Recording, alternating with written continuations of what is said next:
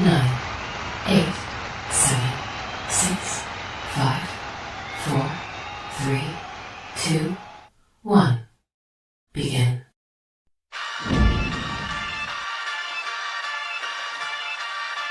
In the city of Philly, where the birds take flight, Eagle swag on the rise each and every night. Tone and Marcus got the scoop ready to ignite. From the lanes of South Street to the Broad Street lights, dashing like a running back, hitting every play. Fly guys in the zone, never led astray. Talking touchdowns, talking game day. Huddle around the mic, hear what they gotta say. Fly like an eagle soaring in the sky. Tone and Marcus always standing by, bringing their heat, call it do or die. Philly squad, hear the battle cry. Fly like an eagle soars in the sky. Tone and Marcus always standing by, bringing their heat, call it do or die. Philly squad, hear the battle cry.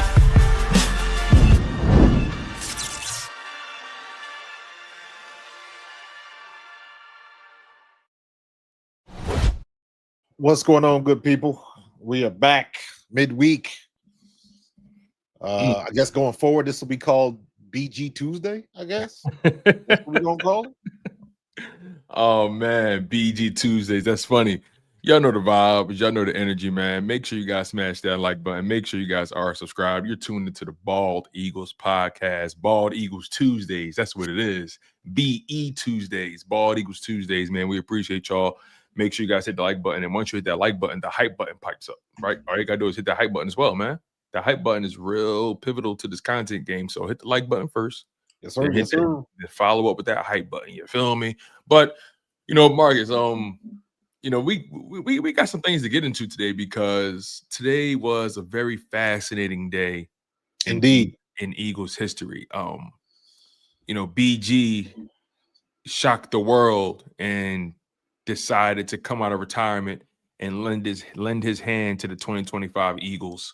And there, shockingly enough, it was met with mixed reviews. It was met with a very mixed reception. But before we get into the overall temperature of the room, when you heard BG was coming out of retirement, what was your instant reaction? And then tell me what was your thought process after the news settled in for you? Well, I heard about it on Friday. The rumors. Yeah. Okay. By Sunday, when you start hearing that Ian Rappaport and Diana Rossini and all of that, and I'm like, you know what? You don't get that level of coverage if you just thinking about it. So I put a tweet out not a couple hours ago, basically kind of pat myself on the back because on my live stream after the game, I addressed it and I was like, I said the same thing. You don't get this level of coverage if you thinking about it. So I was like, in my opinion, he's coming back. My prediction was he was gonna be on Good Morning Football and announce it there. And then I thought he would come in at the break or something like that, give himself a little bit of time to get acclimated and stuff like that. But he hitting the ground running. But knew he was coming back. I think it's a good thing. I'm not sure I buy that we need the leadership. I don't think we need that. It's good that we have it with him specifically because he can tune in some of the young guys a little bit more, but I don't think that's something that we were lacking on defense, like some people say. I'm very curious, is he in game shape? That's a different level than going into NovaCare, working out, and jumping on the treadmill for an hour or so. You can be in phenomenal shape and still not be in game shape. So I'm curious as to how that's going to work itself out. Other than that, they'll probably have him on the pitch count. He's not coming in to start, at least I don't think. You coming in to provide some more of a fresh set of legs, if you will. So I don't see him getting like a lot of snaps in, but depending on what type of shape he's in, he can get in enough snaps to be productive. We said the same thing about Zadarius Smith. He wasn't in camp, Right. and he paid dividends right off the bat. So we know what we're getting. We know what type of leader we're getting. My only question is, are the legs ready? And also, I still believe that that's not our biggest issue. Because if Brandon Graham could play offensive guard, I would feel better. That's still the main issue with this team is our offensive line. Even though they did block fairly well against the Vikings, that's still a lot. That's the last piece from us being a consistent, dominant team. We have not gotten that run game together, not yet, and we got to figure that part out. That's a valuable piece of our, I don't know, legacy of that's our identity. That seems to be the buzzword now. That was our identity last year, and we don't have to lean into it so much this year, but we still need to be effective with it, and we haven't been able to do that. So while I think Brandon Graham is phenomenal, I ain't gonna lie, I kind of would have liked it if it was Jason Kelsey. But you know, it is what it is. I'm sure he's going to be an addition to the defense, but my prime concern is still that offensive line. Yeah, I think that's reasonable. Especially when you think about the lack of running game that's been pretty consistent over the past several weeks. But just bringing it back to BG, my instant reaction was they can't get any worse. They can get worse. Let's really put it in perspective for those who are more concerned with BG's legacy than what's actually going on in the football field, because his legacy will remain unchanged unless they go out and win the Super Bowl.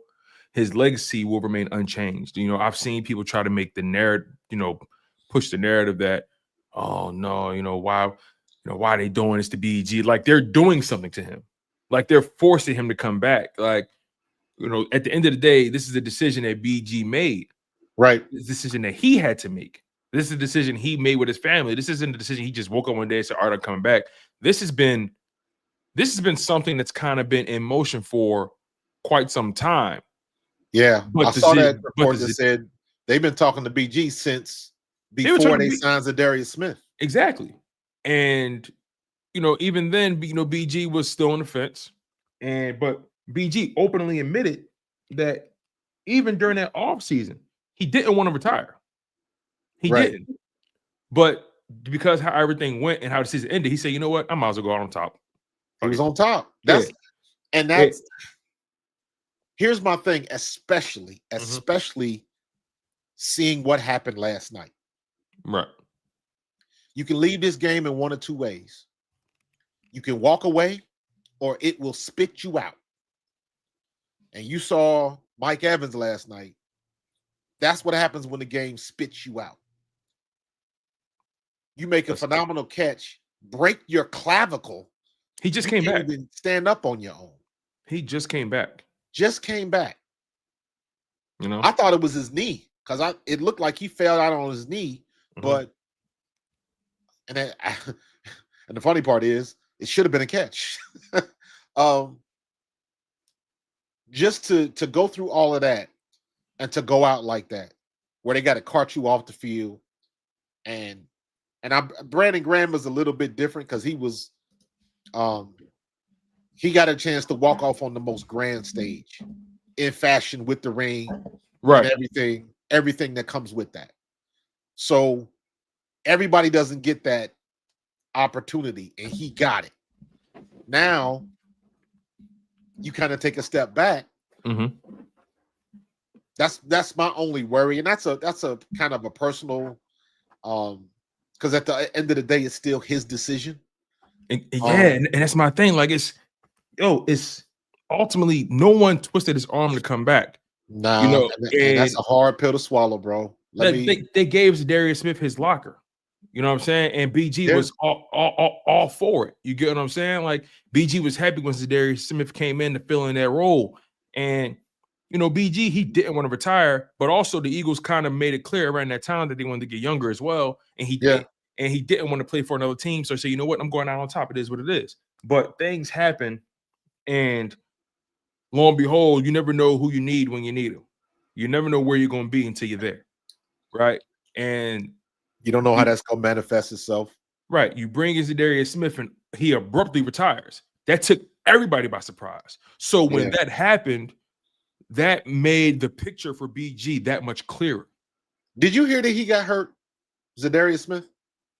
No, I didn't hear that. I didn't hear that at all. But even BG was like, I still don't know, what went wrong. And and BG took it as far as to say it had to be something personal, because something like that just doesn't happen. Guys just don't just randomly just say I'm good. He said it had to be something personal. So I'm praying for him, praying for his family, all that kind of stuff. But he said, especially when he was being productive too. In that part, he was being productive. So once Zadarius Smith retired and left the Eagles in that position, I don't want to say left them hanging, because that implies other things. But left them in that position, the Eagles kind of were in scramble mode. They were already dealing with injuries. Nolan Smith being on IR, Ogbo Okoronkwo being on IR, Azeez Ojulari just tweaked his hamstring, right? So you're missing a lot of depth there. And let's really put it in perspective. Through 7 games, the Eagles defense has only gotten 3.5 sacks from the edge rushers all year long. 3.5 sacks, and 1.5 came from Zadarius Smith. So from active guys on your roster, guys who are on your roster today, only 2 sacks from the edge rusher position. The Eagles only have 11 team sacks, Marcus. 11 team sacks through 7 games. And 5 of the sacks have come from the D tackle position. Nicole, put that link up. 3 from Moro Ojomo, 2 from Jordan Davis. Put that link up, Nicole. So when you think about it, it's like the Eagles can't get any worse from that position. Uche has gotten a sack. I think Ojulari has gotten a sack, but Jalix Hunt hasn't gotten a sack. Nolan Smith hasn't gotten a sack on the season yet. Jalen Carter hasn't gotten a sack on the season yet. They're not getting home. Now, granted, Jalen Carter has got significant pressures that led to turnovers. Let's not get it twisted. So did Jalix Hunt. And so did Jalix Hunt. But I don't think Jalen Carter. I don't think Jalen Carter has hit his stride yet. I think he's approaching it though. Well, and also Jalen Carter's just getting back. He was injured. He was injured, and the season opener got a little. His first 7 weeks have been a little tricky. So again, I don't think this hurts the Eagles. If I had any concern, like you, what kind of shape is he in? That was it. I didn't care about legacy. I didn't care about him going out on top and going around up. I didn't care about none of that sunset talk. We in the middle of a season. The bullets are flying. Right. The bullets are flying. And if you got somebody that's willing to go to war with you, you bring him in. Simple as that, right? Especially with the lack of production you're getting from the edge rusher position. They're getting pressure. They're getting quarterback hits, but they're not getting home. Right. It's just that simple. So the bullets are flying. You're entering week 8. After week 8, you got your bye week. We're already talking about playoff picture now. Yeah. So we midweek. We mid-season now. We're mid-season. We talking about positioning. Yes, the Eagles have 10 games left.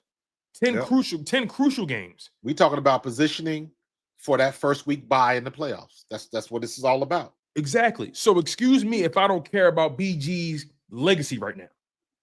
You got people who really are talking about, oh, I don't like this. This seems like desperation. And yes, the Eagles are desperate. Newsflash, look at the injury report. Look at Zadarius Smith deciding to retire. And that's his right. And I respect his decision. But yes, they're desperate. The trade deadline is coming up. Are they going to make another move? I think they still need to add at their position, but I think they're going to get healthier when Nolan coming off IR, Ogbo coming off IR. I think Azeez Ojulari, he may need a week or 2 off with that hamstring. You never know, but they're desperate. Yeah. I don't understand people's perspective about this right now. Well, they care more about him going on top than what's happening right now. No, it's a fan's perspective. I'm a fan too, Marcus. I'm a fan too. But I look at it like this. That doesn't surprise me in the least. Doesn't surprise me in the least. if Jalen Hurts, who everybody and their mama said couldn't play and couldn't take you to a Super Bowl, is taking you to 2 and won one and was the MVP, and they still bitching about him now. They're gonna find something with BG. They're gonna find something with AJ. They're gonna find something with Devontae. They're gonna find something with Dallas. They're gonna find something with everybody. Like, I don't understand people who are saying, "Oh man, the Eagles must be desperate." No shit. No, duh. Yeah. The Eagles are desperate. They are missing. They need bodies at this point. It's not even just about talent. They need bodies, and they need bodies that they know can run the defense. Yep. That are familiar, that they trust. They need bodies. If you think about it, it was a good idea. You got somebody close to home, and if they've been talking to him since before they signed Zadarius Smith, my guess is he knew what it was, and he's probably in better shape than we think. Because he's been thinking about this for a while. So, and on top of that, he brought up one of the first things he brought up was that tricep, and he said, "I spoke to doctors. My tricep is ready." Like, people got to remember, him retiring in the Super Bowl is because he came back sooner. He really came back sooner than he was supposed to. But the doctors looked at it and said, "Okay, you close enough, I guess." He really shouldn't have been playing in that Super Bowl. That's another thing people got to put in perspective. He should have never been in that game. But the doctors decided he wasn't gonna miss it. They looked the other way and they signed the paperwork without even reading the dotted line. You feel what I'm saying? Well, yeah, and people got to understand, man, when you're in that situation, it doesn't matter what the doctor says. Ultimately, it is your decision. You heard what Nolan said? Nolan said, "Who are you to tell me when I've done enough?" Exactly. Ultimately, it is your decision, your career, and you put that on the line. And they know what the deal is. It ain't no different than back in the day when I was playing. The guys knew they was jacked up. Give me a shot. You know that we give you this shot, you can't feel nothing. So you got a good chance of messing it up even more. Yes, give me the shot so I can play. Correct.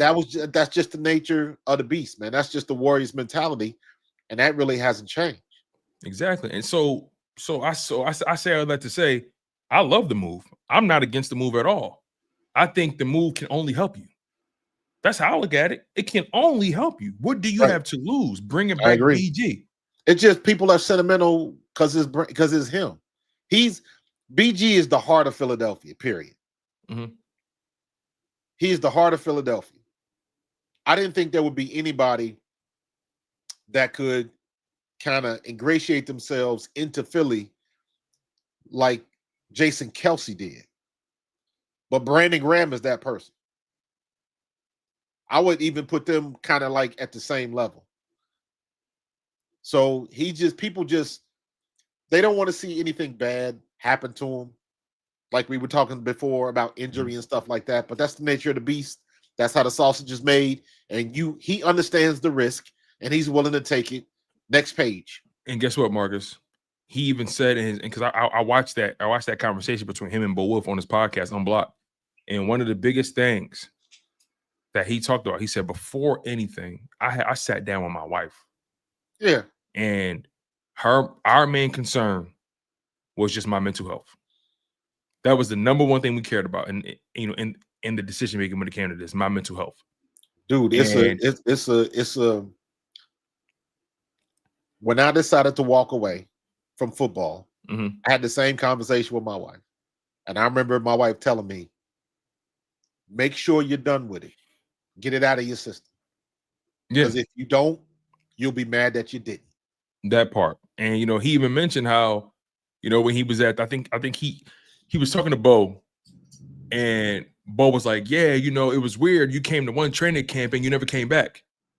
And he said, honestly, I couldn't come back because I knew I would miss it too much.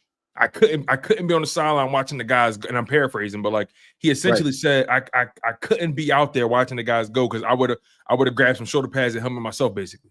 Bruh, it is.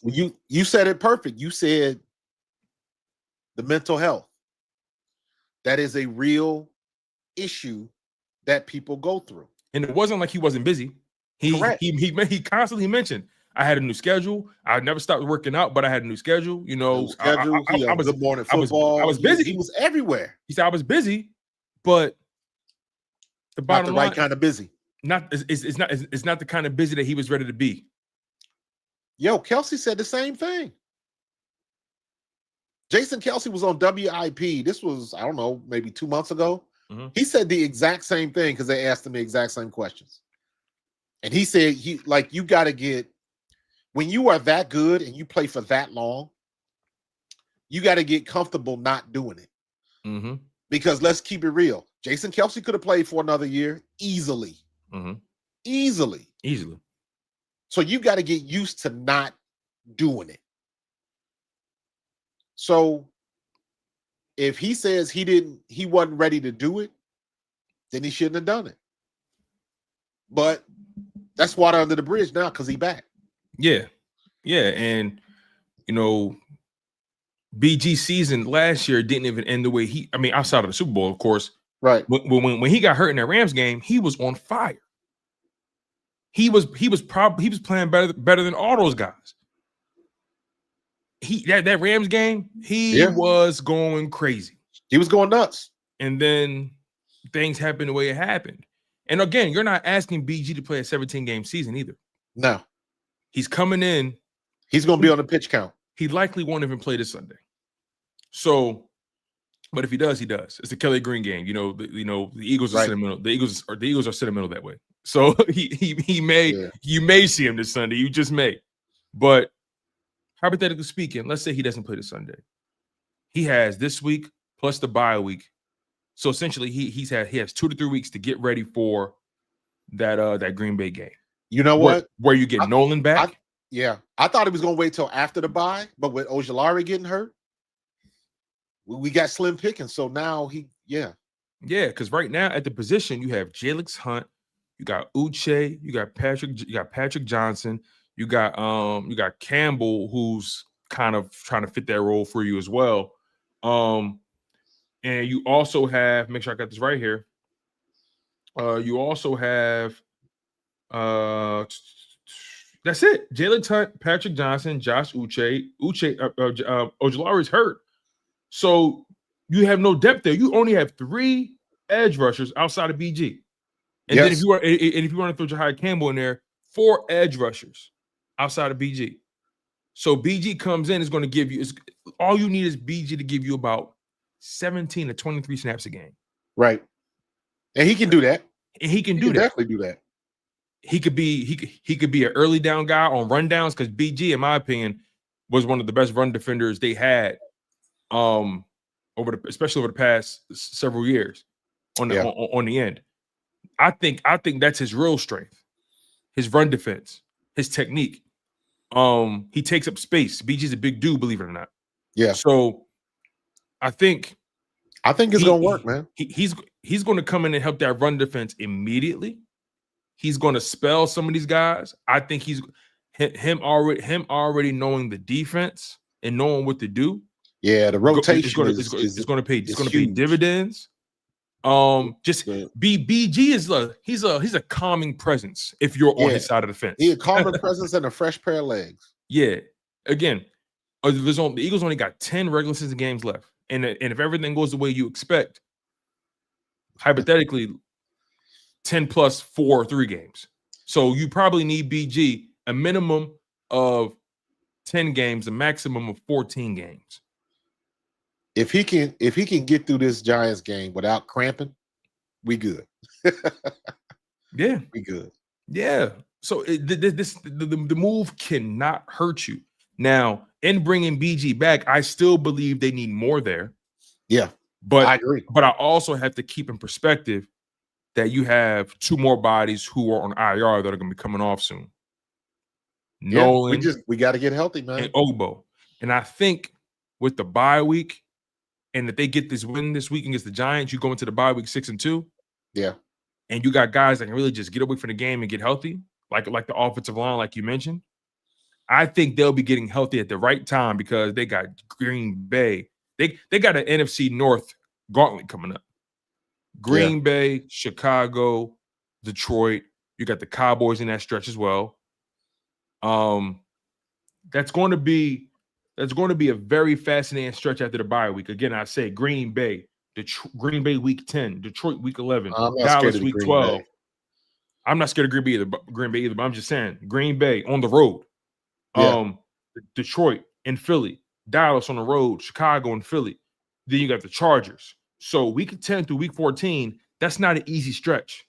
No. That's not. No matter how But it ain't confident easy you for feel, anybody else. So but it ain't easy for again, anybody else either. they got to come play us. JT, thank you for the $5 super chat. Oh wait, But is it my bad? Afrado, my bad. Was Obo's injury season ending? That's my fault. Was it? I thought I he was didn't just on think it IR. was. Let me see. Let me read JT's because he basically Yeah, go ahead. he has the same position. He said we are in a good position to make it 6-2 by the bye. So we got to get healthy, make it run. Let's go. That 100%, JT, 100%. We are in a good situation. We sitting pretty to make that happen. Hopefully, we can get through this next week clean. No more injuries, no more getting banged up, so we can really use that bye week to really sit around, do nothing, and just kind of heal up. So appreciate that, JT. And then AJ Jones, thank you for the $4.99 super chat. This is actually a good question, Tone. Does BG re-signing keep Howie from making a trade for somebody else? Did you see the potential trade from Max Crosby going to Dallas? The Raiders just gave him that money. That's an interesting question. They're gonna give up on him already because they could have paid that money to Micah. Exactly. That's another thing. People just be talking. You got to think about it from that perspective. Like Max Crosby is making a lot of money right now. You can't tell me that defense would not be better if Micah Parsons wasn't there. They got to be at the lower end with the amount of points they're giving up right now. Yeah. By the way, Ogbo is done for the season. That's my fault. So that's actually even more to the point that they need more help there. Yeah. So as of right now, thing. Aziz dealing with a hamstring. We don't so we got how many edges? 4? If we're excluding Jahad Campbell, if we're excluding him, we have 4 edge rushers or 4 DNs, however you want to look at it. Okay. So now we got 6. Nolan and BG, that's 6, yeah. Huh. Thank you, Linda. And I still think you're not getting enough production from there. You're just not. I agree. However, I will say this though. To me, Jalen Carter looked like he was getting back to form. Yes. To me, that makes all the difference in the world. Because I agree with that. Just watching that one play where he forced that pick 6. That was his play. He caused that. If we can get more play like that, that's going to free up Jordan Davis. That's going to free up the edge. It's going to be a domino effect of things that's going to happen on that defensive line because now the focus goes back to the center and stopping him. He is going to require a double team. If he plays like he did the other day, he didn't play against the Giants, did he, last game? Who? Jalen Carter? No, he didn't play.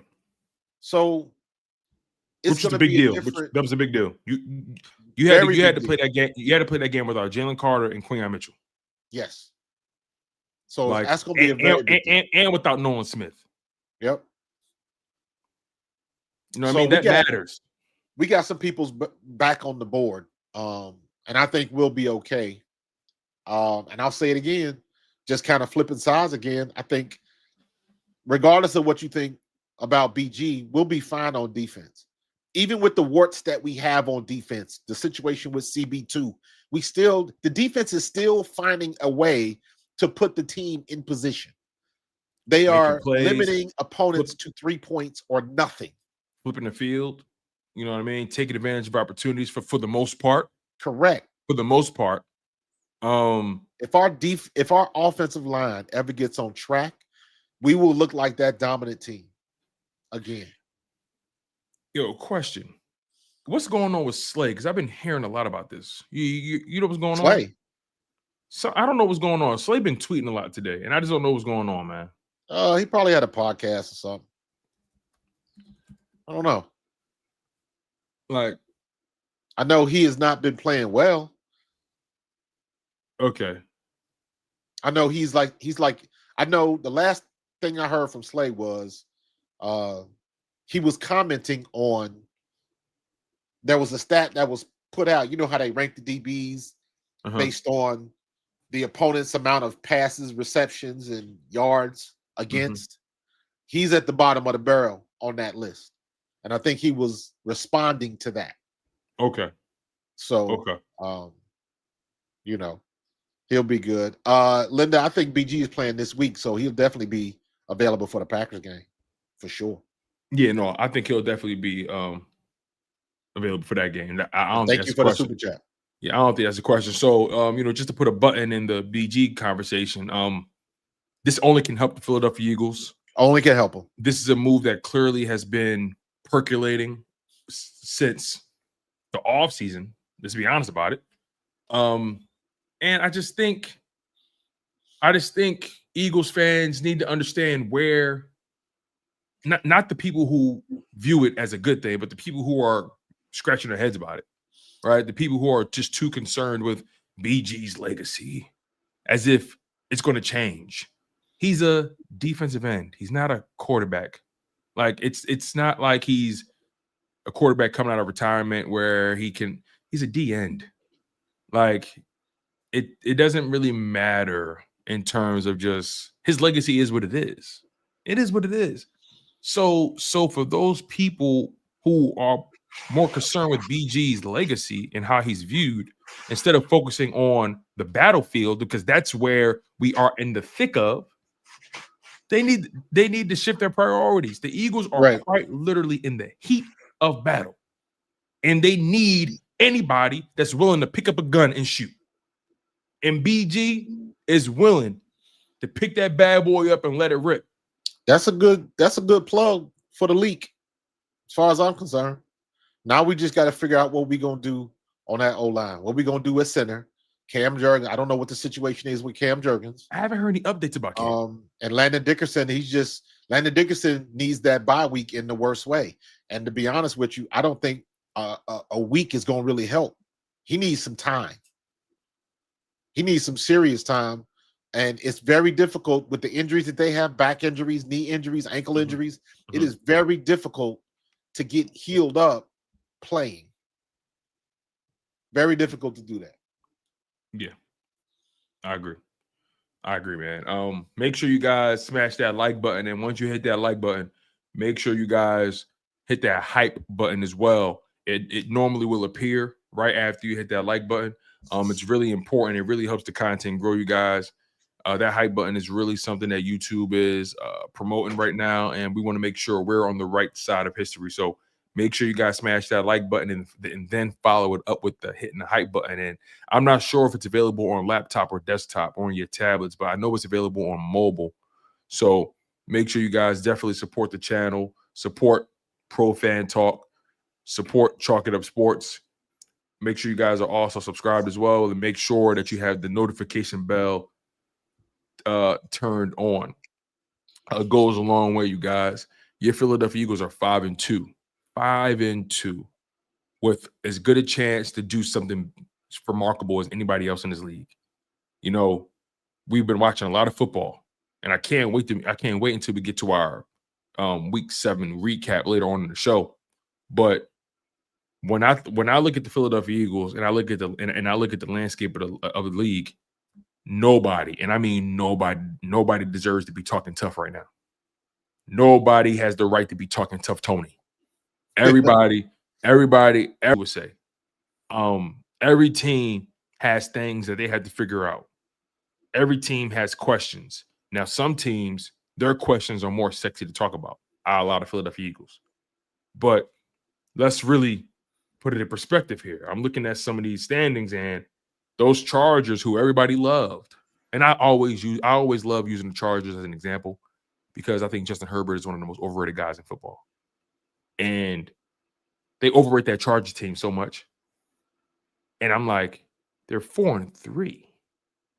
And they have lost to people that they frankly should have beaten. But I always use them as the example of whoever you crowned early, be careful. It could change on you in an instant. So keep doubting the Philadelphia Eagles. Keep questioning whether or not they're legitimate, Drew Brees. Keep doing that. Keep doing that. Because it's nothing worse than getting caught by a sleeping dog. Nothing worse than getting caught by a sleeping dog. It's okay. It's okay, because this time last year, were the Eagles considered Super Bowl contenders?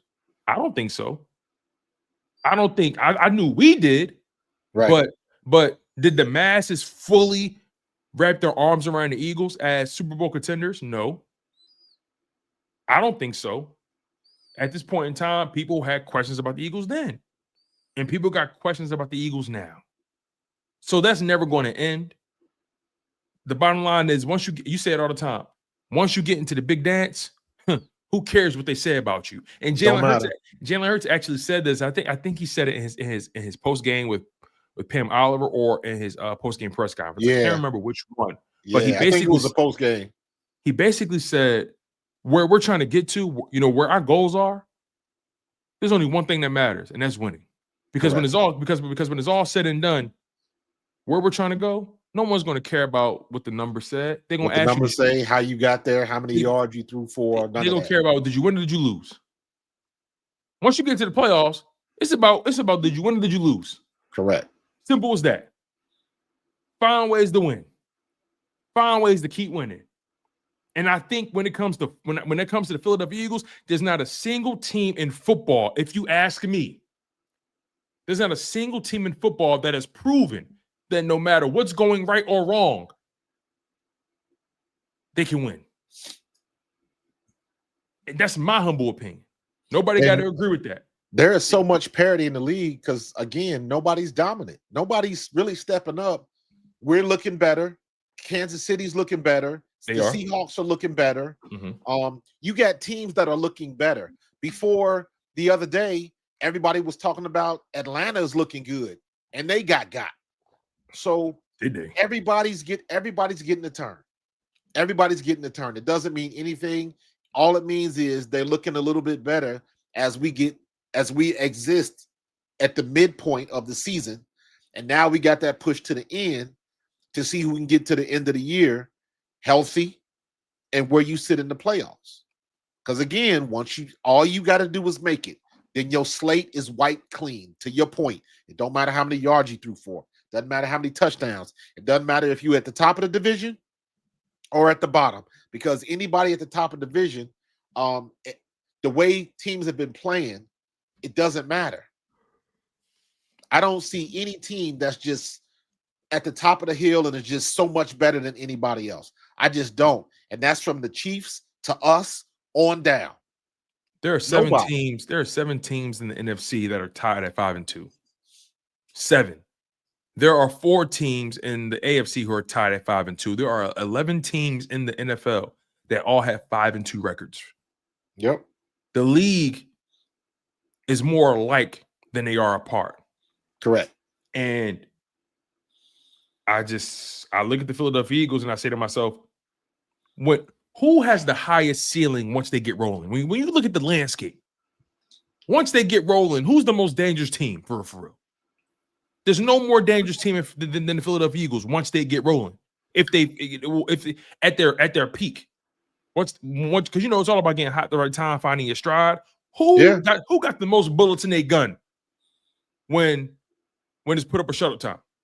But even let me be honest with you, even to me, even that doesn't matter. Because you can have a lesser team on paper. Mm-hmm. But if all the cylinders are hitting, if everything is clicking, that lesser team could be playing the best ball. I agree with that. And to me, that's what matters. Are you playing the best ball? Mm-hmm. Right now, we're like 3 out of 4. or we're like 3 out of 5. Offense looked good.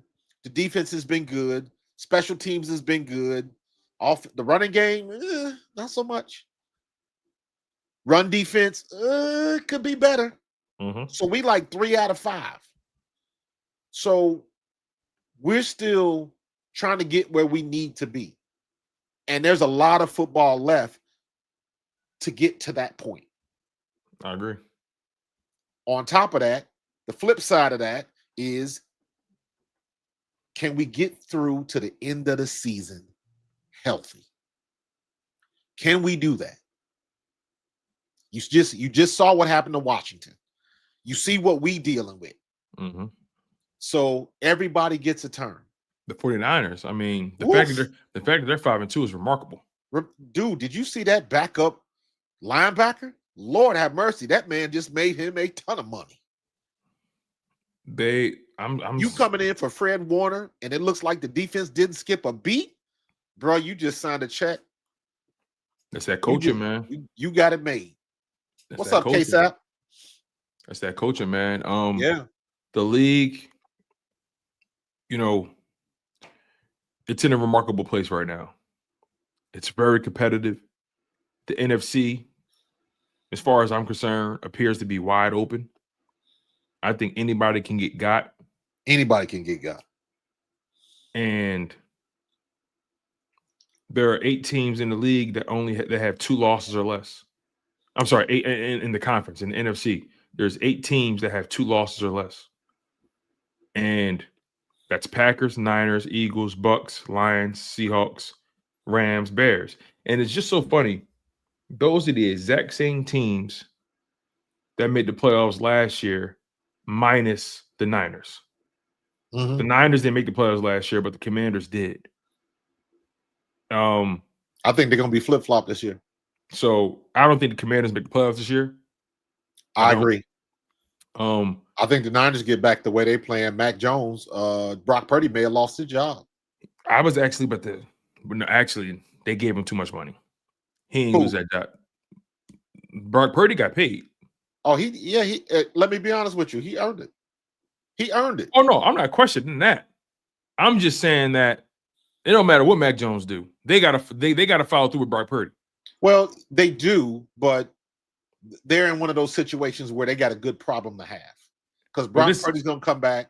Brock Purdy's proven that he can play, but Mac Jones clearly little bit bigger, a little bit better arm, all of that type of stuff. So what they have is a solid number 2, and they're going to be looking, especially if Mac Jones continues to play like he's playing, the minute that Brock Purdy looks like it ain't working, Mac Jones is going to be in that game. And that has always been the Niners. I know you say it's a good problem to have, but for as long as they've had this problem, I don't know if it's a good problem anymore. If you got 2 good quarterbacks, you ain't got one. They've consistently been on this quarterback carousel, and for years. Not many teams are capable of sustaining success the way they have in doing that. Since Trey Lance. Since Jimmy Garoppolo. Yeah. Like, it was Jimmy Garoppolo. Then they drafted Trey Lance to replace Jimmy G. And then they found Brock Purdy. Then Brock Purdy takes over. Trey Lance never becomes the guy. Then Mac Jones, all of a sudden, like, this is not – the Niners have always been a well-coached team, and they will always be a well-coached team as long as Kyle Shanahan is there. Yeah. But they have struggled to have that quarterback that can take them over the top. Honestly, I thought – and Purdy came the year when they was in the NFC Championship game, and what's his name? What's the dude? That cornerback dropped that easy interception. You talking about Jacorsky Tart? Yes, Tart. He dropped that softball in that Rams game. Right? Through his hands. That would have ended the game. That would have took them to the Super Bowl. Because I think if they're in that Super Bowl, they beat the Bengals. Absolutely. Joe Cool was something special that year. I'm not saying he wasn't, but I think they beat the Bengals. I think because that year I felt like the Niners were more talented than the Rams. The Rams, the Niners defense is better than the Rams that year, in my humble opinion. Yeah, but I would have taken Joe Cool was on a heater that year, and I think Joe Cool would have been better than Jimmy Garoppolo. So you think it would have came down ultimately to? You think it would have came down to which quarterback can overcome which defense? And I don't know. Yeah, you know what? Now that I'm thinking about it, I don't know because the Bengals still had a bad defense, Really bad. and it would have been a healthy dose of CMC. Did they have CMC that year? I think they did. I thought they got CMC after that year. You know what? You might be right. I think they had Mostert, didn't they? Mostert was Debo there yet? Yeah, for sure. I could easily check. That was Debo was still a running back back then. That was the 2020 season, right? Yeah, I don't think CMC was there yet. Or was that 2021? I think that was 2021. Yeah, no CMC. They're saying it in the chat. Yeah, it wasn't CMC. I think I was wrong on that. Yeah, they didn't have CMC. Yeah, it was Elijah Mitchell at running back. They had Elijah Mitchell. Yeah. I mean, well, we're getting off the beaten path here, but Cincinnati would have had a shot because Joe Burrow was playing lights out. He was playing lights out. Yeah, that was 2020. Still didn't have a great defense, so yeah. We definitely veered off the path. Send that game in Madden and see what happens. But the bottom line is this year, I think it's wide open. As good as the Niners are playing, I think in the end they get got. In the end, I think this is going to come down to, if I'm being honest, man, this is going to come down to Lions, Rams, Eagles, if you ask me. Possibly. I would say let's wait till we get past week 12. When we get to week 12, because then you'll see, because now if you got injuries at week 12, that has that's going to hurt trying to finish. And depending on who's injured, all of that type of stuff. So, let's wait till week 12 because then you can really see, is anybody kind of taking the lead? Is anybody coming off that corner? You at the last leg of that relay. That's a good point. So who's coming off that corner with the lead, hitting that straight first? That's a very good point because I'm looking at the Eagles 2024 season, right? I don't think in my humble opinion, I don't think the masses consider them Super Bowl contenders until that week 12, week 13 Rams-Baltimore stretch. When the Eagles beat the Rams and Baltimore and back-to-back weeks on the road, that's when people were like, whoa, the Eagles, they're the team to beat. You know what pisses me off about that year? We should have been undefeated. When you think about it in hindsight, we definitely could have had We should have been undefeated. We could have had a perfect season. That damn drop pass by Saquon early in the year. And what was the other goose egg that we laid? Buccaneers, obviously. That was a match unit week. Everybody was hurt. Yeah. That was just a bad week for everybody. AJ didn't play. Jalen didn't play either. Jalen was hurt, wasn't he? Hurts played, but he was awful. Yeah. Yeah, Tampa. Yep. So Todd Bowles had our number that year. Things happened the way they were supposed to happen. You're right. Because going into the playoffs with a perfect record is nerve-wracking. Yeah. I don't think I want that juju on me. You know what? I don't worry about that no more, man, because the way our team was constructed and the way Jalen Hurts thinks, and honestly, man, the way Sirianni runs his ship, everybody is you 1 week ahead. You worry about this week. I don't want to hear nothing about what's coming next. Yeah. So we can make that happen, but we got the demons out the way now. So let me ask you a question. Because remember, I gave you the week 12, week 13 weeks, the Thanksgiving week and December 1st. Those were the 2 weeks that was a clear-cut signifier to the masses that the Eagles are legit. Beating the Rams in LA and beating the Ravens in Baltimore. Right. that was a clear sign, in particular for the Eagles defense as well. Like, okay, that defense is legit, right? So when you look at the Eagles schedule this season, the remaining schedule, because a lot of the tough games happened at the beginning, right? You beat Dallas, who looks like their offense is damn near unstoppable, and their defense is up and down, depending on who they play. But you started the season, you beat Dallas at home, you beat the Chiefs in Kansas City, you beat the Rams at home, you beat the Bucks in Tampa, then you lose to the Broncos and you lose to the Giants. But then you beat Minnesota and in Minnesota. That 5-2 stretch speaks to, despite the things they weren't able to get done offensively, that 5-2 start speaks to their mettle mentally, right? It helps tremendously. And you own the tiebreaker on the Rams and the Buccaneers. And if the Cowboys make the playoffs, you own the tiebreaker over them as well. Well, you got to beat them twice, probably. Right. But and if Minnesota's in the running for the playoffs, you own the tiebreaker over them as well. So you've beaten 3 crucial NFC teams: Rams, Bucks, Vikings. Then you got Giants week 8, bye week 9. You got Green Bay week 10 at Lambeau. You got Detroit at Lincoln Financial Field. Then you got to go to Dallas. Then the Bears come to Philly. Then the Chargers. Detroit's gonna be tough. But let's just focus week 10, week 11, week 12, week 13.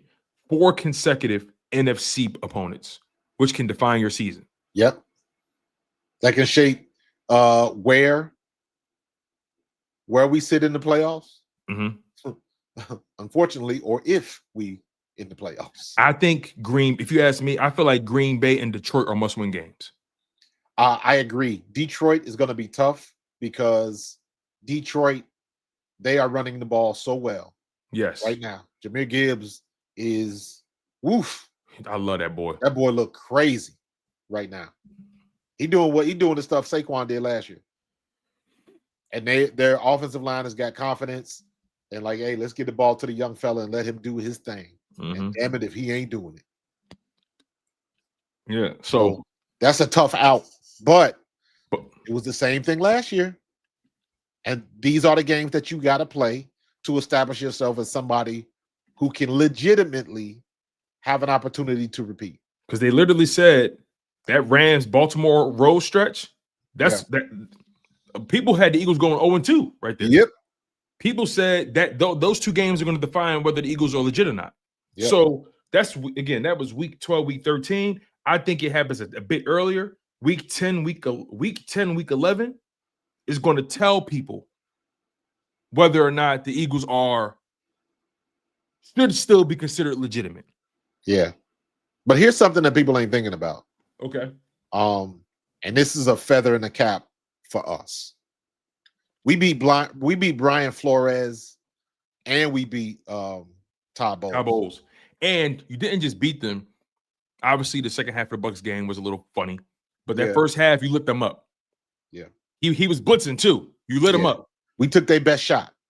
You took their best shot.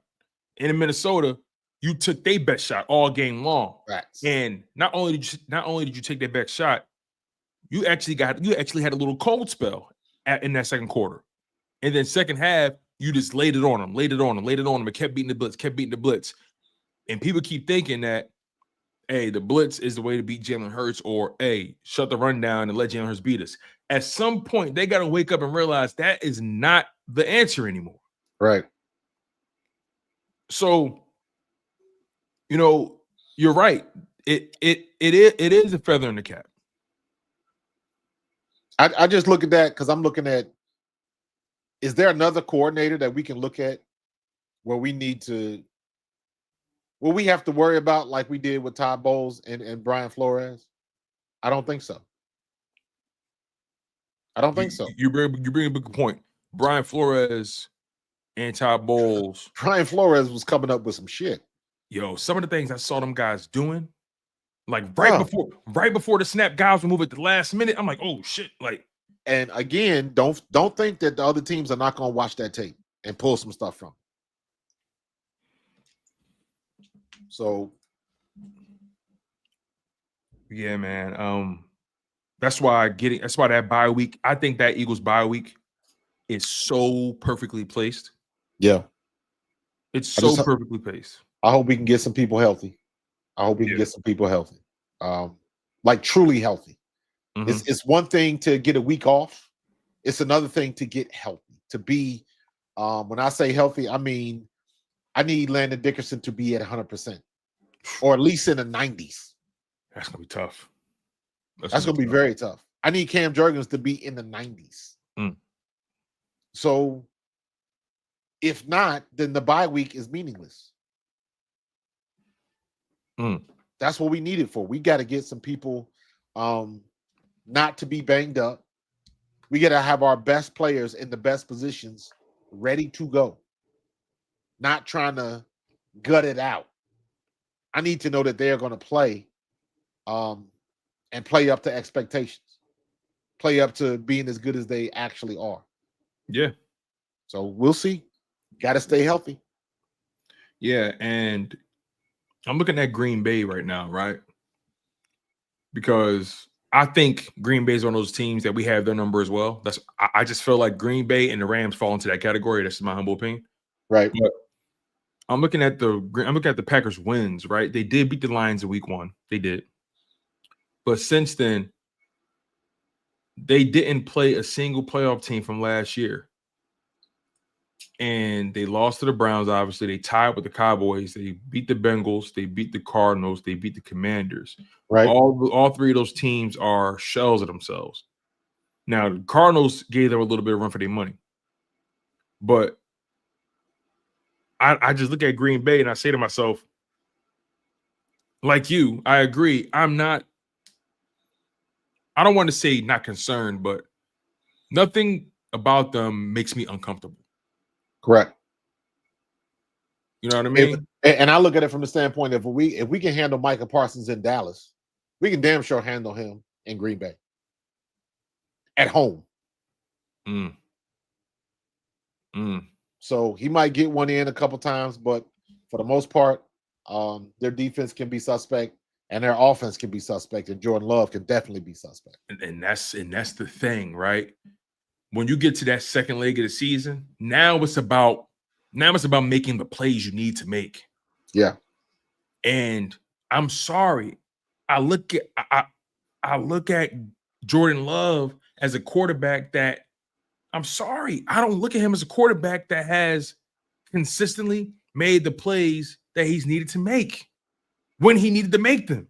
Right. Like, it's not an accident that when we went in the playoffs, we forced that boy to throw 3 interceptions. Yep. It's not an accident.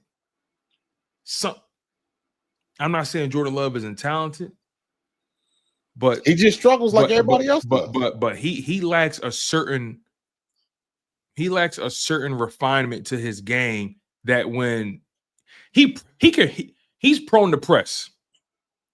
He's prone to press. And he is definitely good. That's the perfect term. Yes. And he's good for throwing an interception in the red zone or in a crucial moment of a game. Right. He can press. And sometimes that's the problem with some of these guys who are supremely talented, because they think they can throw themselves out of a well. Correct. You know what I'm Chucking saying? it up there. Trying to make stuff happen. To, absolutely right. And people can criticize Jalen Hurts' skill set all they want. But what makes Jalen Hurts so special, in my opinion, is that he also knows what he isn't. And he knows how to do exactly what's necessary to get you that W. Now, obviously, you lost to the Giants, you lost to the Broncos. You're not going to go through a season unscathed. Right. You're not. But if you telling me game of my life, I need this W, am I going to put the ball in Jordan Love's hands or Jalen Hurts' hands? I'm taking Jalen Hurts. Every time. And people can play the numbers games and play the talent games all they want. But if you ask any one of those analysts, game of your life, who you putting the ball in hands in, Jalen Hurts or Jordan Love, they're picking Jalen Hurts. They're picking Jalen Hurts, and they know it because he's done it. He's proven it, and he's been to the Super Bowl twice. Jalen Hurts has so much playoff experience. And again, I want to bring a full circle to his point, the point that he made after that game. When it's all said and done, where we're trying to go, all the numbers and all that stuff is not going to matter. The question is, did you win or did you lose? Right. And by the way, we are at the Packers.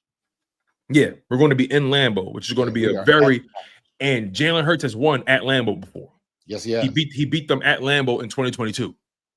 So that's so that's not – and also Jalen Hurts is undefeated against the NFC North. Yeah. And we're going to see if he can maintain that. Because the Bears look like they're playing with more confidence. Yeah, the Bears look good lately. Mm-hmm. But they can still get got. Of course. And I think DeAndre Swift is playing very well for them. Woo. He's playing very well. But like you said, I think I get jealous. I get jealous when I watch how they use them. Yeah. And mad that we didn't use them like that when we had them. Yeah. Yeah. Wasted talent. Yeah. Did you know Christian McCaffrey is like top 5 in receiving yards? Yeah. Like they use it like he's been like a wide receiver, yo. It's crazy. He has like over 500 receiving yards through seven games. It's crazy. You know what? But the one thing I like about San Francisco. Oh, was it home? My bad, Chris. Was it home? Let me double check that. Maybe 22. Were we home? Has Jalen Hurts ever played at Lambeau? Thanks for correcting me. I don't know. Thanks for correcting me on that. We were home. My bad, y'all. We were in Philly for that game. Was it last year when we played in Brazil? We were in Brazil. Yeah. We were in Brazil. Brazil was considered a home game. Yeah, we were in Brazil. Okay. Thank y'all for correcting me on that. I appreciate that. In 2022, we beat them at home. And then in 2024, we beat them in Brazil. And in the playoffs, we beat them at home again. The last time the Eagles were in Lambeau was in 2020. And that's when Carson Wentz got benched and Jalen Hurts came in, but the game was already lost at that point. Right. So it wasn't like Jalen Hurts came in and had a chance to really save that game.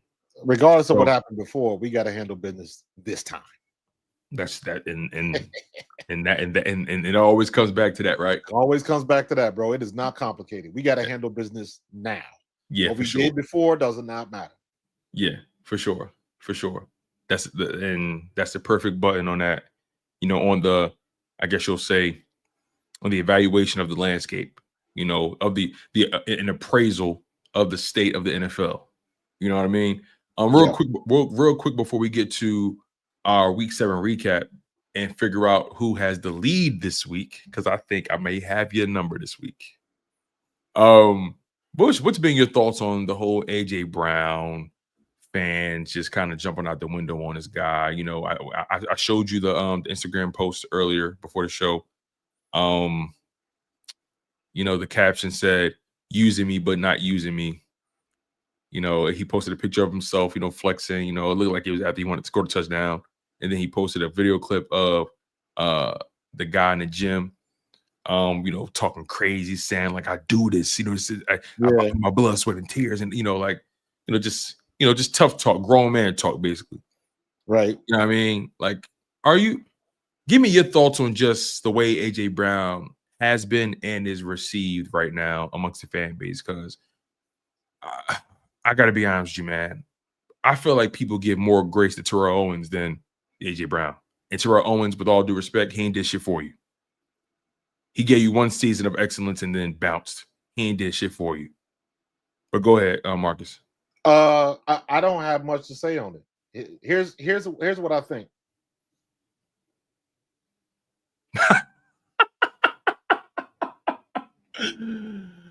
No fucks given. you talking about something that is irrelevant.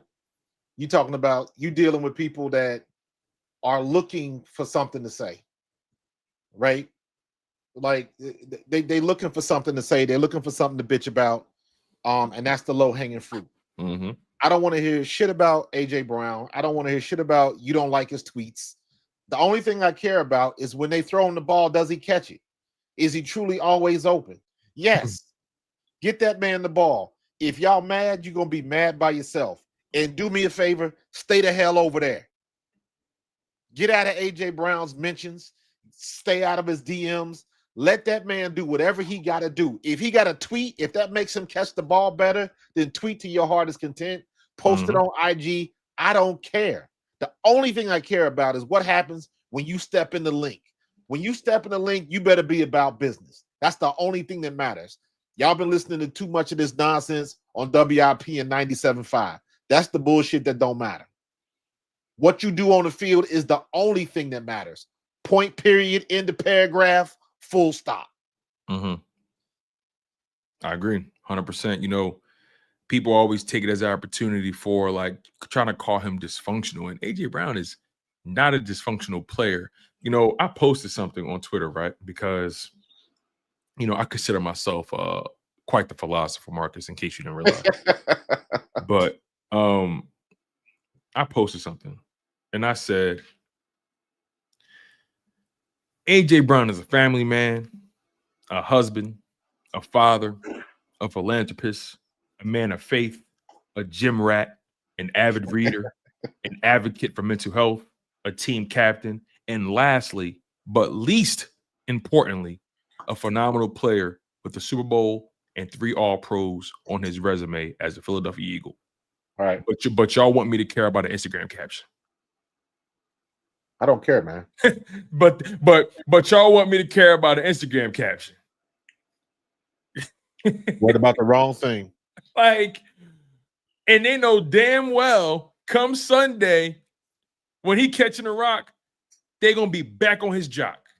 So why even jump out the window and get emotional? Why act like you care about something where that you know you really don't care about? Like sometimes people get wrapped up in the whirlwind of caring about everything. And we're not designed as humans to care about as much thing as social media conditions us to care about. No, not even close, bro. We fake care about this stuff. Fake care. The reality is, no, some people really do, but in my opinion, they think they do. They put too much into it. Because that's ultimately that's the stuff that doesn't matter. Oh, and by the way, he has never been wrong about what he said. If you want to go back last year talking about the passing game, he was 100% right. If you want to get pissed off because he tweeted something this year and never said the passing game, but everybody knew what the hell he was talking about, he was 100% right. And then a week later, Lane Johnson, Mike Lotta, Devontae Smith, they all co-signed what he said. Exactly. If you want him to be the leader, let him be the leader. Sometimes the leader's got to be the vocal one. Sometimes the leader got to be the one to take the bullets too. Yes, absolutely. And he's make that abundantly clear. He said, listen, if I got to be the bad guy to make sure we on track, I will gladly do that. He said, I am willing to carry any weight I need to carry for my teammates. And they know that. And that's why he's a captain, because those guys know that he's willing to take any bullet and carry any weight as far as he needs to carry it for those guys. That's the thing that people need to understand. Like, they give more. I'm telling you, Marcus, I'm not making it up. They give Terrell Owens more grace than they give AJ Brown. Yeah, you're absolutely right. I've never seen people hold on to one season from a wide receiver in my life. And I loved Terrell Owens when he was in Philly. Don't not get it twisted. I loved Terrell Owens in Philly. And I felt like he didn't get a fair shake with the Donovan McNabb dynamic and all that kind of stuff. And the Eagles ultimately chose their quarterback over the receiver, as you should. Right. But the way people have ingratiated themselves with Terrell Owens when he was more of a distraction than AJ Brown ever could be. And I mean this with respect because I'm a Terrell Owens dude. I love Terrell Owens. Should have been the first ballot Hall of Famer. And that's a fair. And he would even say that at this point. That's a fair criticism. He can, and I believe he has said as much, like him and Donovan still ain't friends, but he can acknowledge that he did not handle things the right way. Right. Because ultimately, if you look back, for those of you who are old enough to remember, all of this came out because at least from my point of view, Donovan didn't co-sign for the Eagles to re-sign T.O. Yeah, And but back then, he to your point, what made it bad though was the fact that his position was, I don't get into those kind of conversations. you never talk about somebody else's check. But then he took it upon himself to advocate for B West to get his money. Yeah. So it looked funny in the light. Looked funny in the light. You're absolutely right. So admittedly, both of them has said as much. They didn't handle it the right way. But that water under the bridge. But to your point, if you want to see what a real diva looks like, that's what a real diva looks like. And most people don't remember that. They don't understand it if the only thing you saw is YouTube highlights. If the only time you saw it on YouTube was when he was, when he would down the ball on the star. You know what I mean? Like y'all didn't see that. Everybody talks about the sit-ups in the driveway, Yeah. but if you weren't there, you don't understand the circus that was created by that dude. People don't, and again, at that time, that was what 04, 05, 06. Yeah. It was crazy. I was like 12, like 11 around Like, that time. Like people forget. People forget. On Monday Night Football, the blonde chick from Desperate Housewives, Monday Night Football did a skit with, I forget what her real name is, but Desperate Housewives was the hottest show on television. Mm-hmm. Terry Hatcher, it was all baddies on that show. Eva Longoria. And the Eva Longoria and the blonde one, they did a skit where the blonde chick came in the Eagles locker room with nothing on but a bath towel, and she dropped the towel. They did that whole skit. And that's just to let you know how crazy it was for Terrell Owens. He demanded that much of attention because for as crazy he was off the field, he was that talented on the field. So his crazy and his talent balanced each other out. You don't have nowhere near that level of insanity with A.J. Brown. You got a very thoughtful, introverted receiver that has admittedly had mental health issues, so he chooses to deal with stress in a specific way, and he has to do it that way because that is the way that works for him, period. So I don't care about people getting mad at tweets. AJ, you do it the way you got to do it. Because every time he steps on that field, you ain't never got to worry about if he giving you 100%. Yeah, people gonna bitch him on about the play that he gave up on and all that kind of stuff. And I'm looking at it as a player, I understand why he did what he did. Mm-hmm. I totally understand it. Mm-hmm. But it wasn't that much. How come y'all didn't have that same energy for Dallas Goedert when he did it? Mm-hmm. Like, stop playing with that. And then you come back, throw him the ball, get him the ball, make it happen. Don't force the ball on him when he ain't open. And like you did, was that against the Rams? I think it was, or the week before that. Was that I can't remember what game that was. But they kept trying to throw him the ball, and it was like, dude, that didn't even look right. That was the but they kept forcing it to him. I think that was the Bucs it was game, like 3 passes in a row. I think that was the Bucs game. You might be right. I think that was the Bucs game. It was a home game. But in any case, that was the Bucs. All right, Tyjon, appreciate that. Because remember, we were saying the week against the Rams, those are the same routes, same passes. The only difference is he caught them instead of, you know what I'm saying? Yeah, and it's like, I guess I'm saying all that to say, A.J. Brown is not, nor has he ever been, the problem. And also, people love to pretend there's one way to lead. Correct. There is more than one way to lead. I listened to Cooper DeJean on his podcast without being prompted. Shout out AJ Brown. They were because footage has been coming out the past couple weeks with AJ Brown and Cooper DeJean kind of having like this pregame ritual or like this ritual where they just do wrestling moves on each other and they just play fight or whatever, and they just hug and they just hug on each other a lot. And DeJean is just like, yo, AJ is such a good friend. And is just such a thoughtful dude. He said, yo, I love AJ Brown.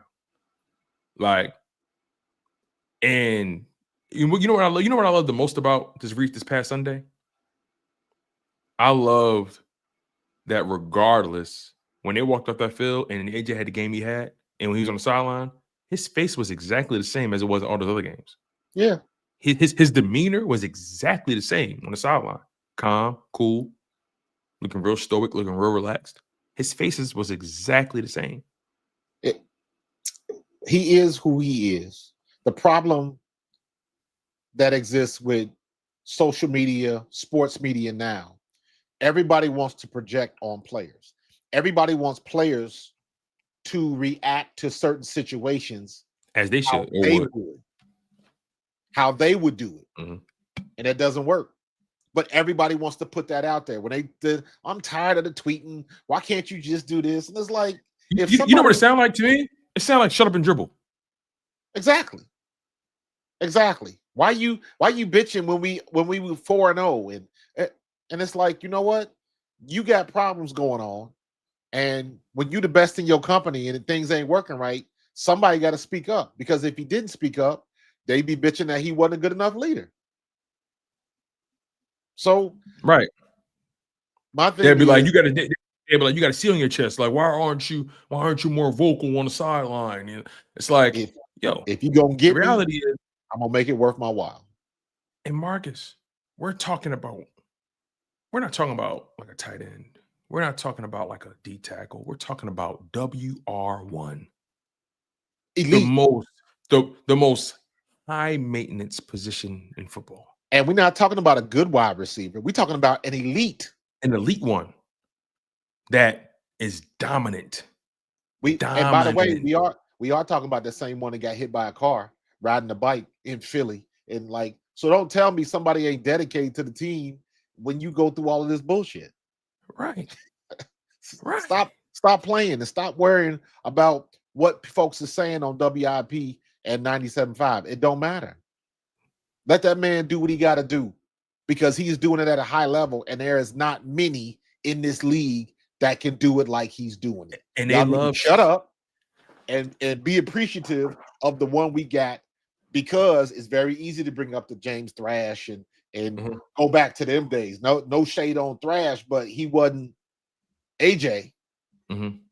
You know what I'm saying? So people, I think people get spoiled on what we got, and they want to throw their spin on it. Well, you should do it like that. Like, what the hell do you know? Like, stop playing with me. You know another thing that grinds my gears? When people say, listen, we could find another AJ Brown. Hold on. Try. Ask Oren Burks how that work out for him. Try. Because I'll tell you this right now. The Titans thought they found one in Traylon Burks. They thought they found Oren Burks. He said Oren, yeah. They thought they found one in Traylon Burks, and I actually thought Traylon Burks was going to be a good receiver in football. You know, I watched him at Arkansas. It was Arkansas State or Arkansas, the Razorbacks. Nonetheless, I watched him.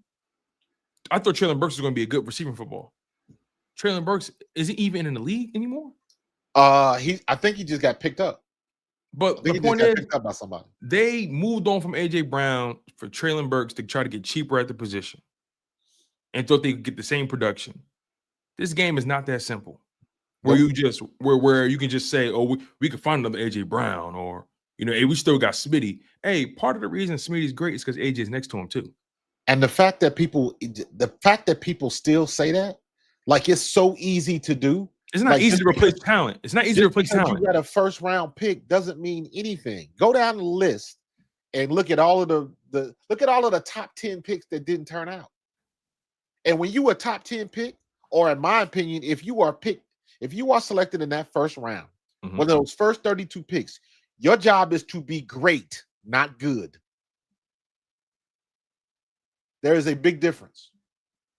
And if you go look at how many of those first round picks panned out, how many of those quarterbacks that went top 10, how many of them have Super Bowl rings? How many of them have actually been to a Super Bowl? You'd be surprised. So, and I'm saying all that to say, people need to stop with the complaining, because a player doesn't operate, act, respond like you think they should. There is a reason why they are, one of one. Because if it was that simple, everybody would be doing it. Randall was different. Seth was different. Eric Allen was different. Andre Waters was different. Willie T was different. I'm not expecting him to be just like everybody else. Not when you got somebody elite. You should expect something different. And you ain't gonna like all of them. Because if you understood it, you would probably be elite as well. But you're not. Facts. That's a fact. We got a super chat here. My bad. No, you good. Listen, man. Listen, I actually like when you get in your bag. I don't think you do it enough, personally. Man. You know what I mean? Sometimes I try to find ways to rile you up a little bit. I'm still learning you a little bit. I'm still learning. But that player in you comes out every now and again. Yeah, man, it does, bro. We need that. We need that. It does. That's gonna take us to the top, Marcus. We need you to crash out once in a blue moon. Oh, I can't keep being the one. Like Darnell, you 100% right too. T.O. didn't want to leave. He balled out for us on a broken leg. Absolutely. That's true. That's true. And I don't take nothing away from T.O. in that regard, right? And I really hope people don't think I'm trying to diminish what T.O.'s remarkable season, because the moment T.O. got there, we actually got over the hump. And he got over the hump. Let's call it what it is. Got over the hump. T.O. is the reason they got over the hump. But the bottom line is the job wasn't finished. Correct. And when and then the following season, things happened the way it did. He spent 2.5 seasons in Philly. 2.5 seasons. He only played 21 regular season games as a Philadelphia Eagle. And he was remarkable in 2004. But guess what? Job didn't get finished. 18 touchdowns? 14. Wasn't that the bet with Andy Reid about wearing tights? He made a bet with Andy Reid to wear tights if he scored like 18 touchdowns or something like that. 18 passing touchdowns. I think, but he scored 14 on the regular season. Yeah, because he got hurt. But he got hurt. He would have did it because he played 14 games. He needed the point that he put it out there. Yeah. T.O. put up one of the toughest performances in the Super Bowl. Like, I mean, we're not going. We got a roster with talent that is as good, in my opinion. Yeah, man. So, but again, I don't want to diminish T.O. That's not the goal here. The goal is the fact that there's just people who give more grace to Terrell Owens than A.J. Brown, and Terrell Owens was significantly more of a distraction. Significantly, right? More. Not even close, man. Not even. That's the same talent, less distraction. Simple as that, man. Darnell, thank you for the super chat, by the way, dog. Really do appreciate you. It means a lot to us. Let's transition into our week 7 recap. Let's transition into that. Let me pull up my picks here. I forgot to add mine up, but I'm gonna do it right now. I'm pulling out a pen and paper. You all good, big dog? Because I had a very good week. I don't know about you. I had a very good week with my picks, and I was skating on thin ice for a couple of them games, but the Broncos came through for your boy. Woo! The Broncos came through for your boy. All right.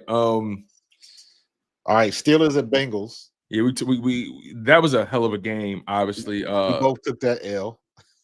Yeah, we both took that L. And the Steelers, I thought they had them on the ropes, but Bengals just kept on shooting. Yep. That game was a shootout through and through. That game did nothing but just ruin Cleveland's week. Yeah. And then I listen to Cleveland. I listen to Cleveland sports radio in the mornings, man, and it is hilarious. It is hilarious. Y'all think we got issues? We ain't got no issues, man. We good. That's what I be trying to tell you. We good. Right? Like, y'all need to stop bitching. We good. Yo, Marcus, I try to tell him, like, yo, there's manufactured outrage, which is what's happening in Philly, but then there's real outrage, which is happening in Cleveland. Facts. Y'all want real outrage that's not manufactured? Go listen to Cleveland radio. It's crazy. Go listen to Tennessee sports radio. Like, you gonna hear legitimate concerns and outrage and criticism. Really? The Eagles are so good, they got to manufacture it. They're so consistent, they got to manufacture it. You know what I mean? Everybody got a job to do. I get that. But sometimes I always say, you know what? Does that speak to the lack of talent these days where guys, they don't know how to use their charisma and give solutions and still be entertaining? And Right. I don't know. Like it's guys only know how to use the rage bait to get the people going. That's just the way the landscape is laid out at this point, man. So Yeah, I'm with you. Yeah. And I guess when you're a part of an art form that's essentially dying, you have to do whatever you can. Right. So it is what it is. But yeah, Steelers lost to the Bengals, man. That was a crazy game, hell of a game. Rams at Jags. I had the Rams winning, and the Jags are starting to come back down to earth. I had the Rams winning that too. Yeah, the Jags since that Chiefs game, they've been on a 2-game losing streak. They lost to the Seahawks and they lost to the Rams. So, you know, to me, I think about the receiver position. You know, Jackson Smith-Njigba has been on a heater. He leads the league in receiving yards. Right. And Devontae Adams by himself cooked the Jags secondary.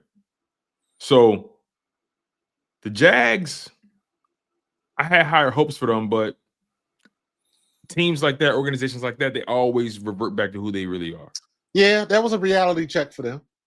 I still think they're a good team, but that's one of them things that lets them know where they are in the pecking order.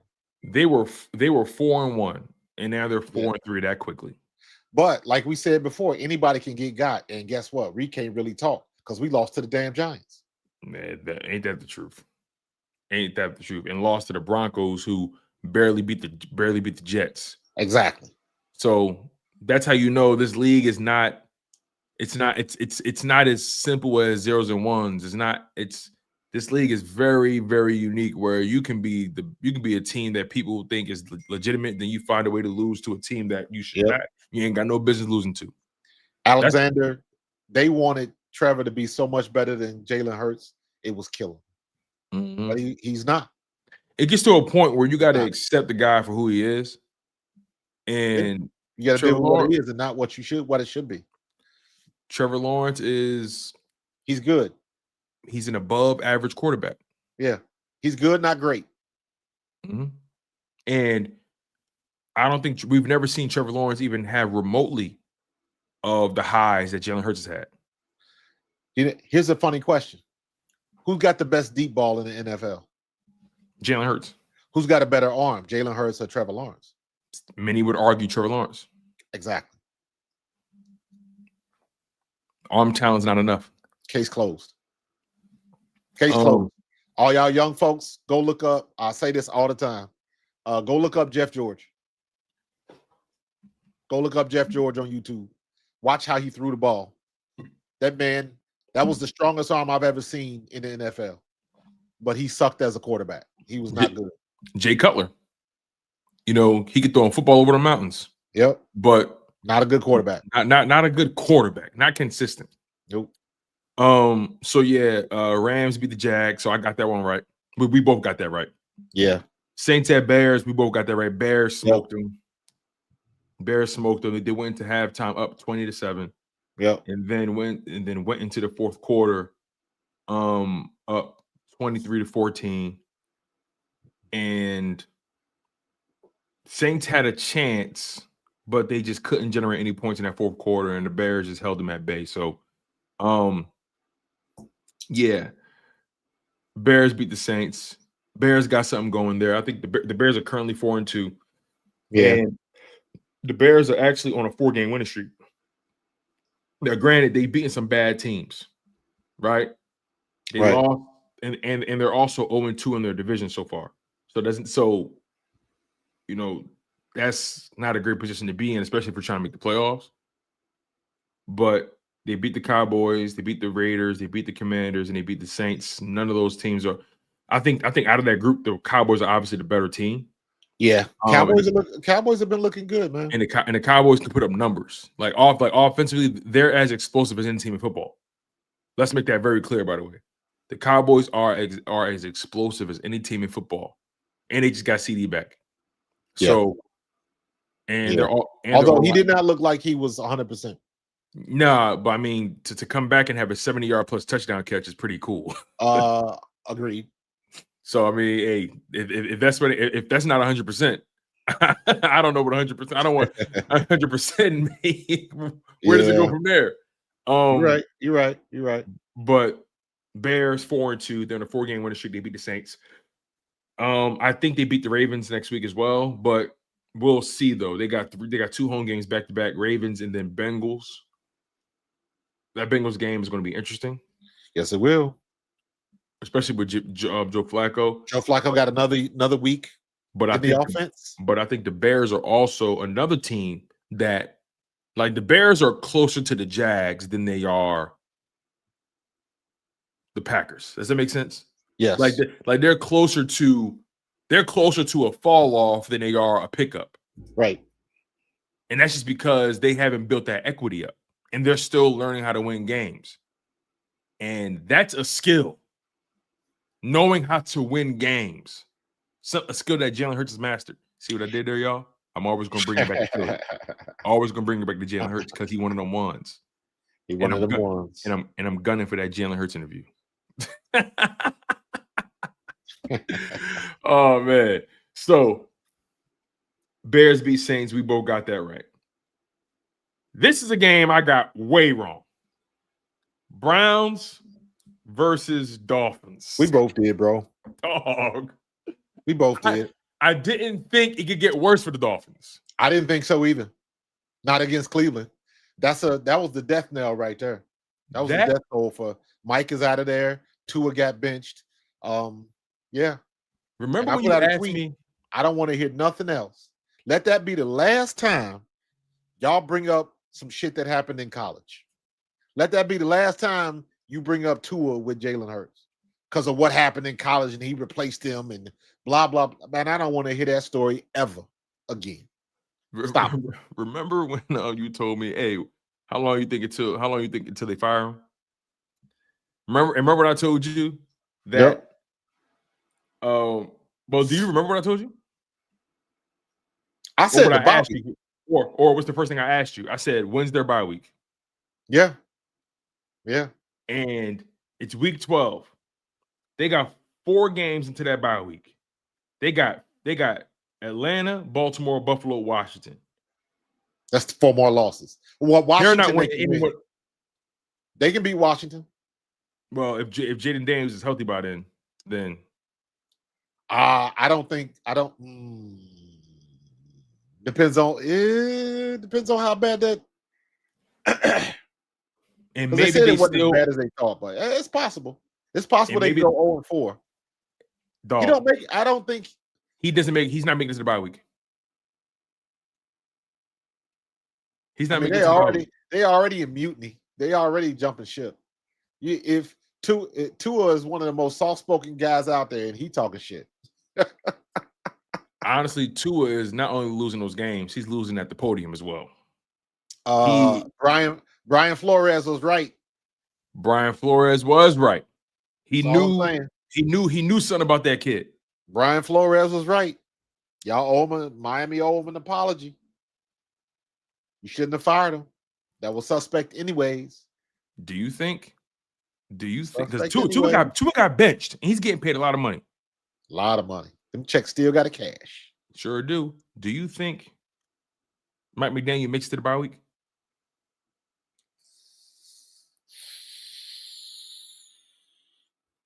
Because if you do, yes. Let's make a friendly wager. Let me say it like this. Yes, I think he does, because that would be, if you're going to fire him during the season, that's the best time to do it. It doesn't do you any good to do it. You got to give yourself time to figure out what you want to do. I hear you, but they've already benched Tua. You bench Yeah, Tua. right. They're not giving like time to figure out what you want to do. They benched Tua.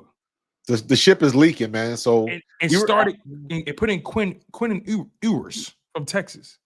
Yeah, I think you might be right, bro. So when you bench the franchise guy who you have more equity in than the head coach isn't far behind. Nah, and you can tell they don't like him anyways. He was a nerd that got a position because there was a lot of guys that should have got a job before he did.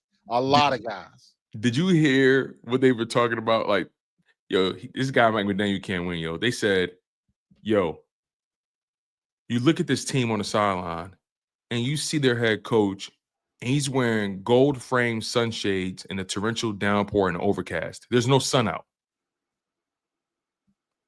Like, they're basically saying, like, this dude is a caricature. He's a clown. He's like, dude, I can't get over the fact that he was vaping on the sideline during the game.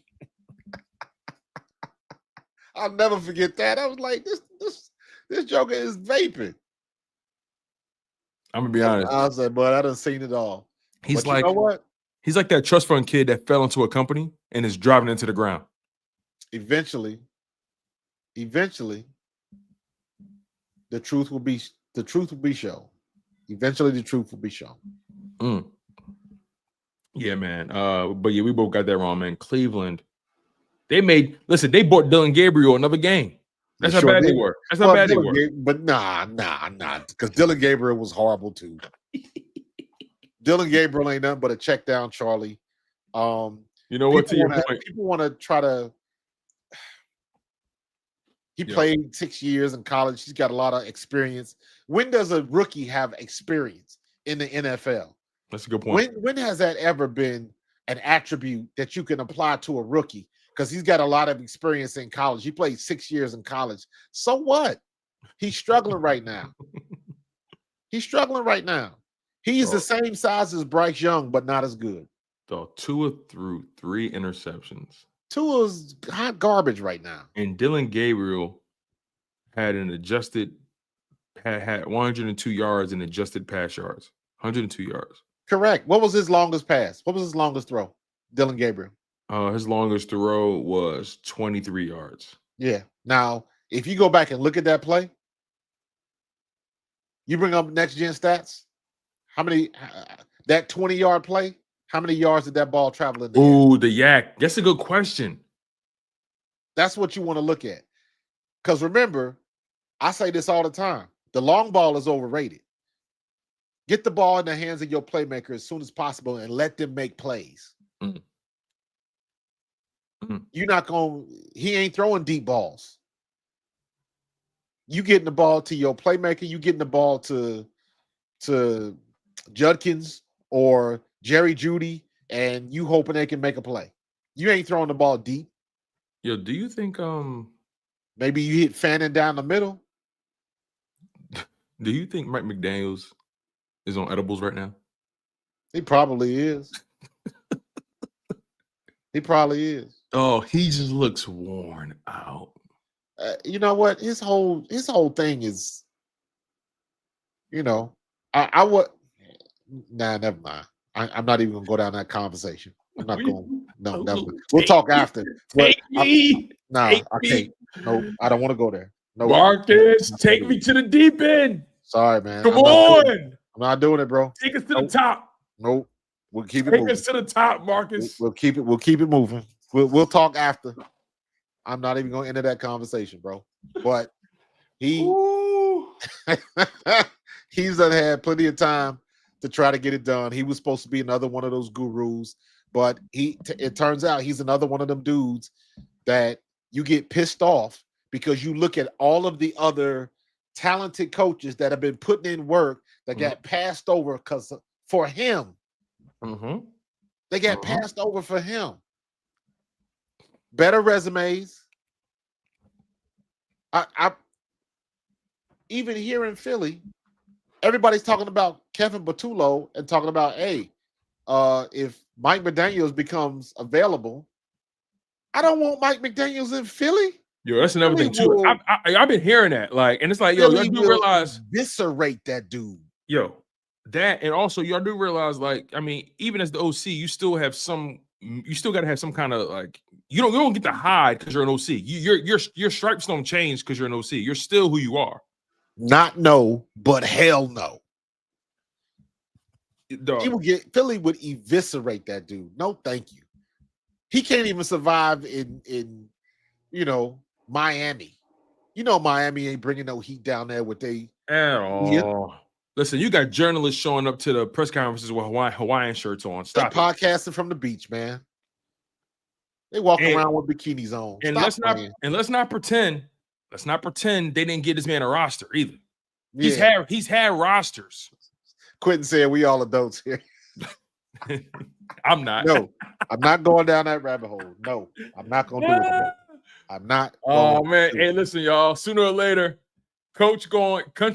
listen, sooner or later the levee's gonna break and coach gonna take us to the top. I'm telling you. I don't want to do it, man. I don't want to do it. All right, let's move on to another game, man.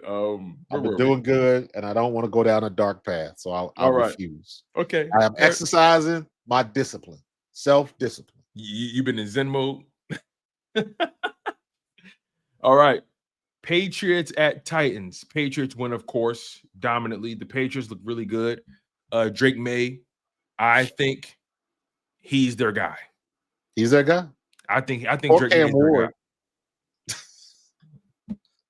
I hope Cam Ward don't turn into Justin Fields. I try to tell people, man, Ben, the number 1 overall pick isn't what it's cracked up to be. It's rough, man. And let me be honest with you. Will Levis looked just as bad. Mm-hmm. Why didn't they give Will Levis another opportunity? He couldn't have been any worse. Teams got to understand, just because you draft the franchise quarterback doesn't mean that changes your franchise. You still got to have a infrastructure around that guy so he can get to where you need him to get to. Yeah, but the problem is, just because you draft a franchise quarterback don't mean he a franchise quarterback. You know what? Let me rephrase that. Just because you draft the guy who's deemed the number 1 overall pick doesn't mean that your fortunes just change overnight. Doesn't mean you know what I mean? Like, you still have to have an infrastructure in place to develop that guy. You know what I'm saying? Like, you still have. That's why I commend the Eagles for doing what they did for Jalen Hurts, even though they still were kind of, window shopping a little bit. How you think they feel in New York? They still built around them. How you think they feel in New York? 2 years in a row. You got rid of Saquon. Saquon has one of the best seasons ever, the second best season in NFL history for a running back, and wins the Super Bowl. And the year after that, Daniel Jones has the either comeback player of the year or an MVP candidate in Indianapolis. The best record in football. 6-1. The Colts have the best record in football. Undefeated at home. Undefeated in the conference. Daniel Jones. Indiana Jones is making New York look stupid. And they drafted both those guys. And they drafted both those guys in the first round. First round. It just speaks to the infrastructure over there and the lack thereof. So that's why when I see Giants fans get excited about Jackson Dart, I say to myself, I've seen Daniel Jones have these games before. Yeah. Why are we acting like Jackson Dart is just some saving grace all of a sudden? It takes time. They're still that infrastructure is still in place. Correct. We've seen Daniel Jones have games like Jackson Dart. Let's not get it twisted. Jackson Dart is having success, but just like every other rookie, eventually the tape is going to catch up with you. He's just a new toy. Yeah. He's a new toy. Going to catch up with you, and then we'll see what we going to see. Ask CJ Stroud how that working for him. Yeah. And the one thing I will say about Jackson Dart that people love, they just love the aura. They love the swagger he plays with. They do with him and Scatterboo and all of that type of stuff. They love that aura. That's all it is. But I'm telling you. You know what Scatterboo reminds me of? Scatterboo reminds me of back in the day. What was the name of that tight end they took from Miami? He was nasty too. He was good. A tight end that we took from Miami? Tight end from Miami. White dude. What was his name? He was nasty. He was Gronk level good. Shockey, thank you, Jeremy Shockey. Shockey? Oh yeah, Shockey played with the Giants back then. Yeah. Jeremy Shockey. That's what Scatterboo reminds me of. He's got that. Wasn't Shockey drafted by the Saints and he ended up in New York? Was he? I think Shockey was drafted by the Saints and then ended up in New York, and I think he finished his career in In any case, when he got to New York, he was everything up there. Oh, I lied. I'm sorry, I lied. Jeremy Shockey was drafted by the Giants. Yeah. And then he went to New Orleans for 3 Jeremy seasons. Shockey got up there and was all world, and he lived up to it. No, Jeremy Shockey got hurt. Jeremy Shockey was the man. Yeah. And that's what Scatterboo reminds me of. He's got the aura, he's got the wild attitude, the I don't care attitude, give me the ball attitude. That's what they got, but they still need other pieces to that pie. Yo, I know you don't like, saying nothing too crazy, so I'll do it for you. Not saying this is what you're thinking, but this is what I'm thinking. Because I live on the edge a little bit. Cam Scatterboo, right? This is just me, and I have nothing to substantiate this. Don't Cam Scatterboo just look like he one bad altercation away from calling somebody a nigga? Nah. Don't do that, man. He got that look to him. Don't do that, dog. Don't do that. He got that look to him. Nah, don't do that. Don't do that, man. I can't. Nah. I don't know nobody's background. I'm not trying to enter that conversation. No.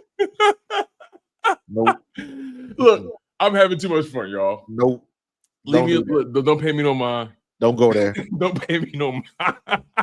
Nope. Don't go there because that's unfair. Because you don't know that man. You don't know. No, his you're right. life. No, you're right. No, no, you're right. You're right. Can't do that, bro. No, you're right. I gotta reel you back in on that one, bro. No, you're right. You're right. You're right. You're right. You're right. Now, and that's why we work together, because you're my. You may have lost a subscriber because of that shit, man. Come on, dog. Oh man, no, Cam Scatterboo can play. He can play. He can ball. He can play, man. He can ball. I like him. I like Cam Scatterboo, man. He played with swagger. He played with juice.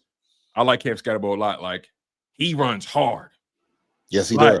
Like Cam Scatterboo, he runs the punish. He plays the game with like he trying to hurt something. You know what I'm saying? So all jokes aside, again, I play too much. But I like Cam Scatterboo, man. I like him. And I understand the aura that people like about Jackson Dart too. I understand the aura. But just relax, Giants. Your infrastructure is still the same. Right. Y'all still fumbled the Saquon Daniel Jones bag. So let's not get it twisted. Oh man, all right. Where were we? Before I got off the rails here. All right, Patriots, Titans. All right. Patriots won. We both got that right. Raiders at Chiefs. That one is not even worth talking about. 31-0. Yeah, that wasn't Raiders. I thought the Raiders was gonna be good. Let me be honest with you. I think the Raiders are regretting not drafting Shedeur Sanders. You think so? Yes. Absolutely. What makes you feel that way? Because I agree with you. I agree with you, by the way. But what makes you say that? Because guess what? Geno Smith. Somebody finally rolled back, bro. You've been saying that like for the past 3 Somebody weeks. finally rolled back. And you had a perfect opportunity. You had a perfect opportunity to get somebody that can sit back, learn. You know where this is going. I'm not expecting, Geno Smith. What was his latest contract? A 3-year contract? They gave him big. Let me see. They did give him big money, but how long was it? Geno Smith contract. All right. Geno Smith signed. Oh, thank God. They signed they gave Geno a 2-year, $75 million extension with a maximum value of $85.5 million and $66.5 million in guarantees. Woo! So Shedeur could have sat back for 2 years and been ready to take the reins. Or like this year, Geno gets hurt. So you got to see what the kid has got. Who's their backup now? Who's the backup in Las Vegas? Is Kenny Pickett down there? Oh, so this is what happened. Geno wasn't a free agent, right? He got traded, right? Right. Because this is considered an extension. So they traded for him, then gave him a 2-year extension. And they can get out of it after the 2026 season with a 0 dead cap hit. Yeah. So, I mean, if you were going to do that, you could have drafted Shador and just sat him. Correct. That's my point. And still give your fan base some level of Because future. remember, it was all out in the ethos that he had been training with Tom Brady. And they drafted a quarterback anyway. Didn't they draft one? What was his name? I don't even remember. Kenny Pickett is down there now. Kenny Pickett is in Oakland? I mean, not Oakland, Las Vegas? Yeah. Get out of here. Since when? Since Cleveland traded him. Oh, wait, I think you're right. Oh, yeah, Kenny Pickett. Oh, man. They were in the perfect. I thought for sure that Las Vegas was going to pick up Shador. That'd have been the perfect place to go. Tom Brady was down there. Tom Brady had seen him. But I don't know. I still don't understand the whole situation with Shador. But I think after the bye week, Shador's gonna start. Shador's gonna probably start like 3 or 4 games for the Browns. I think it was collusion, man. There's no way you could justify Shador falling that far, and he was projected as a first-round pick, and he fell to the 5th. Oh yeah, that's collusion. I said it before. I said that you know what? Collusion sounds too organized. I don't think it was that organized. True. That's like a new restaurant opening, and I go before you go, and you ask me what you think, and I'll be like, "Nah, man, nah." So you thought it was. So you feel like it was just word of mouth, just traveling fast, bro? It's simple. Whatever happened between him and Brian Daboll, whatever happened, if Brian Daboll was in the wrong, if Shador thought he was trying to get something over on him, it's irrelevant. Whatever happened, who do you think the first person Brian Daboll is going to talk to? The GM. But why would the GM is going to tell everybody else? But why does Brian Daboll's word even matter? I mean, Brian Daboll doesn't have. Let me not say that. Well, no, you gotta. So run it back. The scenario was he gave him a package install, and Shador thought that he was trying to confuse him, or should I here's my opinion. Shador thought that Brian Daboll was trying to get over on him, and he ain't like it. So Shador said something, Brian Daboll said something back, and it was a point of contention. And in my estimation, I'm going to guess that the GM was probably in the room during that interview. So either Daboll told him what happened, or the GM was in the meeting while it was going on, and that's how the word got out. Okay. If I'm rolling with what you're saying, because I like where you're going with this, is it fair to say Daboll tried to zig in that interview? And what I mean by that is, like, again, these guys, it's not unfathomable for organizations to try to give you scenarios and see how you handle it. That's not unfathomable. Correct. But if I'm reading you correctly, are you implying that Daboll was a little extra in that scenario building? I think it was a situation where what was that movie? What was the movie about the little girl that was super smart? And her mom took her to the college, Matilda, and the professor put that crazy equation on the board, and she couldn't solve it. But as they were leaving, the little girl says, yeah, it was unsolvable anyways because it was wrong. And she was like, wrong? Are you talking Matilda? It could have been. I don't know. I just remember seeing that scene, and the mom was like, what are you talking about? And she was like, it was unsolvable because the problem was he wrote it down wrong. And then when she takes her back, she solves it. And the professor was like, well, why didn't you tell me that you knew the problem was wrong? And the little girl's like, nobody likes a smart ass. Oh, yeah.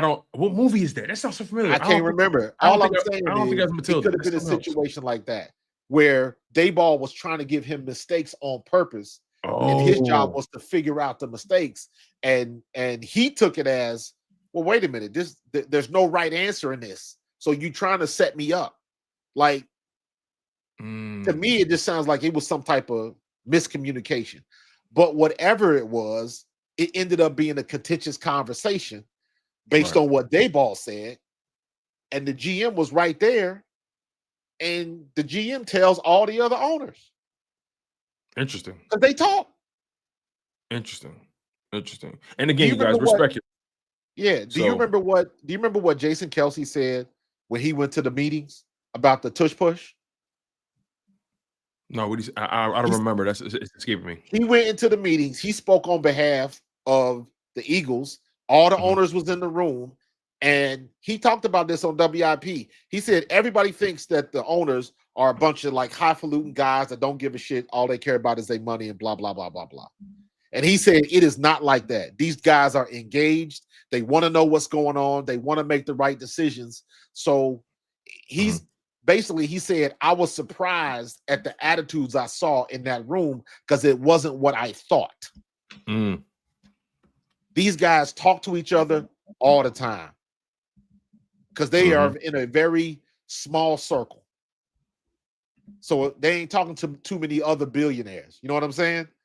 So when the Facts. GM tells the owner what happens, what do you think the owner does? They talk together. They go to the same Word spas. travels fast. Exactly. Word travels fast. And he's a high profile guy. So He's a high yeah, profile word guy. travels That fast. wasn't nothing but a damn Zoom call. Mm. So that's what I think that happened. And then, mind you, that's before the combine. So after that, it was like word got around. What's different between that and why Jalen Carter fell? Everybody You was worried cooking. about that investigation. You cooking. You cooking, man. I think, and again, I'm guessing on this one. I think Big Dom was the reason we drafted Jalen Carter. I can Because believe Big that. Dom is the one you send down on campus to let me figure out what's going on. Is this going to cause any problems? Big Dom That's a is the good guy point. like I know people. You know what I'm saying? Yeah. Yeah, no. Big Dom. Listen, Big Dom. I met him in person. He liked that. He got that. He like that. He's like that. He is not I met one him. to be played with. Listen, I met him before. I shook his hand and everything. And not for nothing. Not for you nothing. know, go ahead. I'm My sorry. boy Willie T. Mhm. Before Willie T was gotten into reffing. Mhm. He's in the ACC now, hoping to get the call up to the league. That's But dope. when he was scouting for the Raiders, he told me, he said, "Man, listen," he said, "You think we gonna spend all this money on a draft pick and we don't know what's going on campus? And you think we don't send people and teams don't send people on campus, spies and somebody to integrate with Private investigators, all that. yeah." He was like, "We spending too much money on these players for us not to know." So It's $1 billion business. do I put some of that blame on Shador? Absolutely. Mhm. Because you know what you walking into. They know who your daddy is. And you know how they view you already. You let everybody know who your daddy was, as if they didn't know. So you've been schooled on what to expect in anything. And did you act a fool? I don't know, but you still supposed to walk in with your interview voice on, and you got to play the game. You still got to play the game. Mhm. And I think he didn't do that. I can see that. So, do I I can think see that. that somebody made a call and said, "Hey, throw this kid a bone, don't let it go down like that"? I believe that's possible. Do I believe like what what's the name? What's the running back? Why am I blanking? Saquon broke his record. Eric Dickerson. Oh, okay. Do I believe that what Eric Dickerson said was true? Kinda. Mhm. But I think both parties are guilty. I Yeah. thought they put some bad press out there, but I also think Shador may not have handled himself the right way. We'll never know. Two things can be true. Yes, it can. Yes, it can. Two things can be true. Did Shador deserve to be drafted in the 5th round? No. Shador should have been a second round pick. Did he at worst? Did he help his case? Probably not. No, he did not. You know what I mean? So You know, again, especially when you know how they already view you. And let's keep it a buck, man. We know how this goes. We got to work twice as hard to get half as much. So Absolutely. you can't go in there expecting anything. Because I Um, don't buy that bullshit about Stefanski worried about Deion Sanders taking his job. Deion Sanders might not even be coaching in the next year or two. It's the way his health is going, he can't handle no damn NFL job right now. yeah, yeah, I wish the best for Dion, man, because He blood going clots. eventually he gonna have to walk away from Colorado. He gonna have to. He's gonna have to, and it's a shame. I don't wish that on him. I want himself to improve, Not at obviously, all. Not at all. I'm with you, dude. but you So, know, it's but just yeah. say all of that to say it's a lot of stuff. The Raiders are bad. The Raiders are bad, and they Yeah, should the have Raiders jacked are the bad. door. The Raiders are bad, man.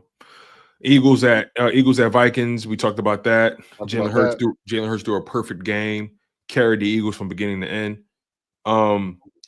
Panthers at Jets. I had the Panthers winning that game, and I did too. was correct. We were correct, and Justin Fields got benched. Got benched. He been bad. I feel bad for him because Justin Fields was a good drop back quarterback at Ohio State. I feel bad too because that week 1 game gave me so much hope, even though they lost. Yeah, I was like, oh, okay. I see what it could. I see what it can be, and it just seemed like they haven't been able to recover from that. Yep, I feel bad because the only way Justin Fields is ever going to start in the league is if somebody gets hurt. Yeah, it's honestly his days of people taking a chance on him being a starter are done. Yep, he gonna go somewhere as a number 2, and gonna have to wait for somebody to get hurt for him to get his shot. Mm-hmm. He at best he has to hope for a Geno Smith type resurgence. Yes, correct. And I think that's just where he is because the equity he hasn't built up in the league. Yep. Who knows? It can happen. Anything can happen. I feel bad because Chicago really screwed him up. Really screwed him up. Yeah, I agree with you. Giants at Broncos, probably the most entertaining game of the week, man. What a turnaround by Denver Broncos, 33 points in a quarter. And this is why I look at Dayball as like, bro, you just lost your job. You just lost your job, dude. You can't make it to the end of the year, but why would an owner? Why would you stick with Dayball after that? You beat the Chargers. You got 2 signature wins, Chargers and Eagles. And then you drop this game that you had in the bag. 33 points in the 4th quarter, bro. Think about that. You can't even do that on Madden. Yeah, you really can't. It's not even enough time. And also let's not pretend Jackson Dart was lighting it up. He was, listen, I understand the yards and the touchdowns are there. Do not get me wrong. But he was not accurate. No. He was not accurate. One of his touchdowns was a tip pass. Watch how this goes for him towards the end of the year. Because what he's doing is he's breaking out of the pocket because he's had success running the ball now. That's where you end up getting mistakes. He gonna end up and have a back half of the season like Carson Wentz. Watch, because he gonna get too comfortable scrambling around. Because he's still a rookie and he ain't seeing the game. He ain't slowed down for him yet. Yeah, he don't. I think he's still playing with this college vibe. Absolutely, which all rookies do. And that's all you can draw on, right? That's all you can draw. Not blame him for that. That's all you can draw on. But some of the things he's doing is like you know you're in the league now, right? Somebody gonna crack your ass. Yeah, they're gonna catch you. They're gonna touch you. They're gonna touch you. So and also, you saw how he was being evaluated for that concussion in the Eagles game, and he barely got touched. So it's gonna happen again. So, but everybody you continue to get tape on the person, and somebody gonna remind him that he's a rookie. And again, he was not accurate in that game. He went 15 for 33. He completed less than 50% of his passes. Exactly. The game has not slowed down for him. Don't let the yards and the touchdowns fool you. He was not good in the second half. Yeah, he wasn't. Broncos, man, that was gnarly. That was gnarly, man. Broncos are interesting. They're interesting, to say the least. All right. Where are we? Colts at Chargers. I had the Colts winning that game. You have the Chargers, right?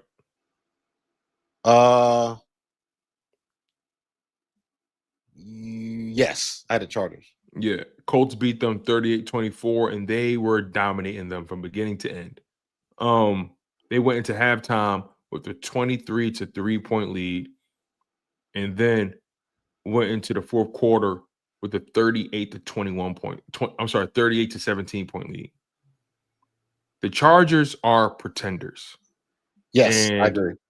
And people will look at Justin Herbert's passing yards and the attempts and, oh man, he's carrying this team, the 420 passing yards, 3 passing touchdowns. He threw 2 interceptions, 2 crucial interceptions. He did not help their case at all. Now, granted, they're struggling. They have no running game right now with Amari and Hampton being out. Yeah. Who knows? I think Hampton's on IR, right? So they have no running game. So he is their offense. Don't get it twisted. And he's putting up these big numbers, but they're not winning. They're not winning, and it's just a lot. It's just a lot of stat padding, if you ask me. They were getting their asses kicked. And 2 interceptions aren't going to help that case. As a matter of fact, 2 of those interceptions were on back-to-back drives. Yep. Second quarter, back-to-back drives. And they were lucky that the Colts couldn't take advantage of one of them. The second interception, they only ended up with a field goal. But their defense couldn't get any stops. And you can't turn the ball over like that. You just can't. You can't do that. Yeah. You can't do that. Anyway, it is what it is with Justin Herbert, man. People are going to continue to fawn over this guy. Nonetheless, let's move on. I was right in that game. I had the Colts winning, and that's exactly what happened. All right, Washington at Cowboys, and I got that one all the way wrong. All the way wrong. I thought it would be more competitive. But the Commanders flat out just couldn't keep up with them offensively. And on top of that, Jaden Daniels going down doesn't help your case. Doesn't help your case at all. So, did you see Commanders fans are already punting on the season? Yeah. Like, I mean, he didn't tear the hamstring, did he? It was pretty bad. I saw the injury, but it wasn't as they're bad. claiming it's not as bad. They're claiming it's not as bad as they think, but yeah, he may be out for the next 2 or 3 weeks. Yeah. I think he is. We tried to tell y'all Commanders fans, it ain't as easy as you think getting back to that big game. People just think they can just add water. You can't. Tried to tell them, me, you, LB, Simone, we tried to tell them it's not as easy getting back to that big game. You shot your load and you made it to the national championship. Cool story, bro. Cool story.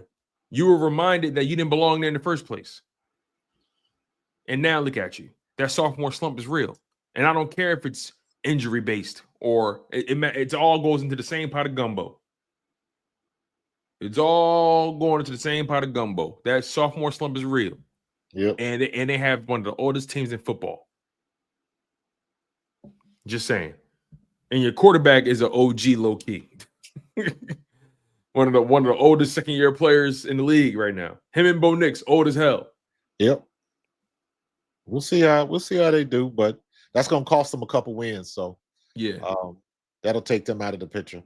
Yeah, and they got Chiefs, Seahawks. Oh my God, this next 3 weeks for them is these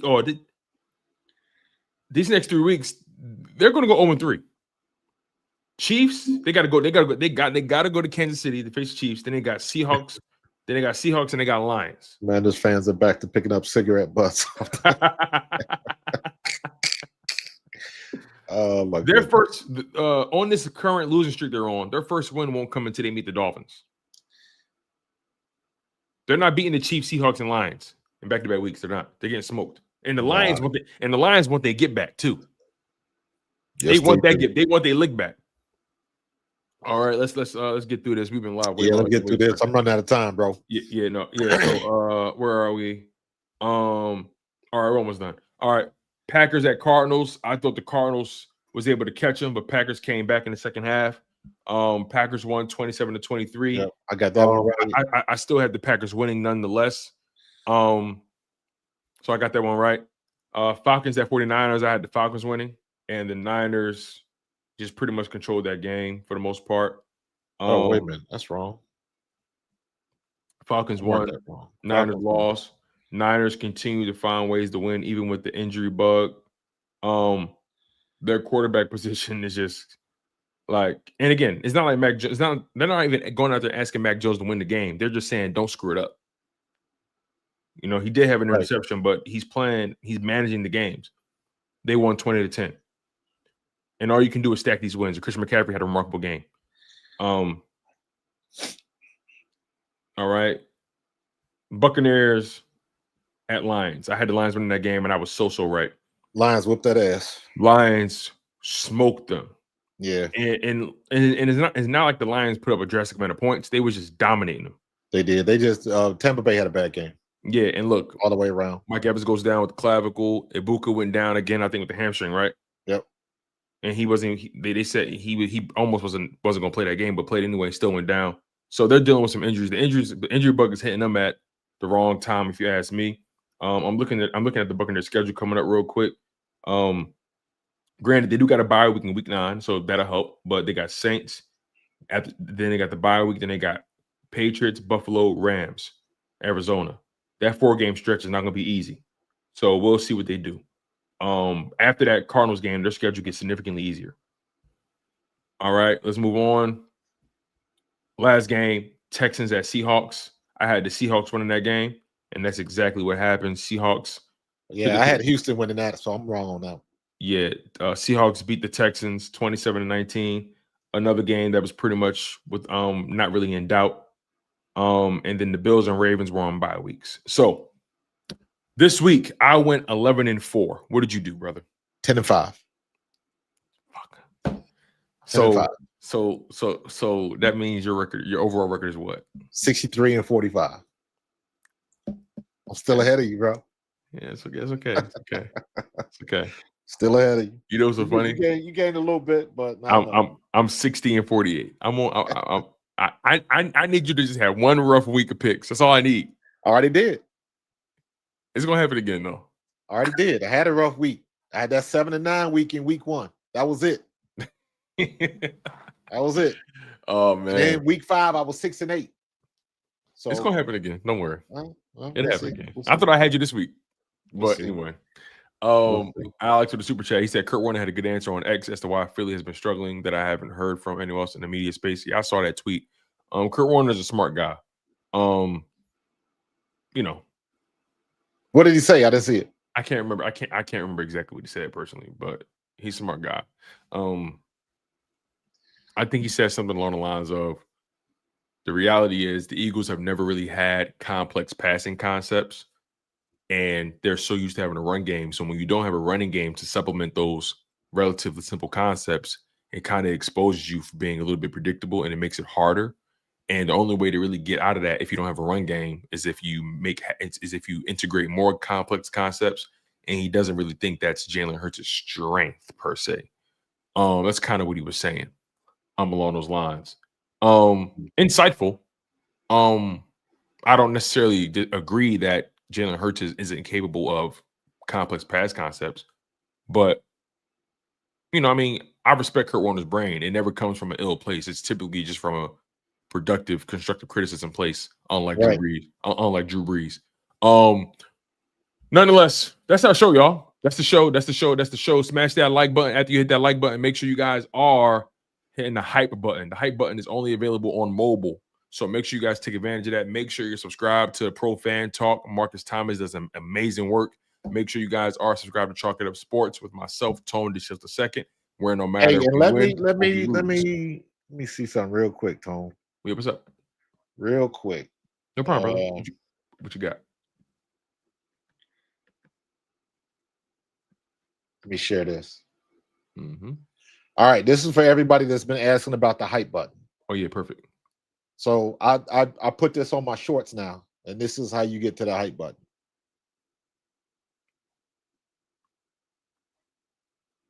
So yeah, you got to hit that like button, right? There we go. So that's the like button, and then you'll see the finger come up and slide across.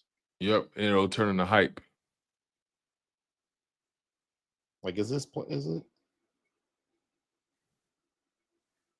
Hold on. Yeah, so that's pretty much what I got to do. I got to just smash that like button. Then eventually it turns into the hype button.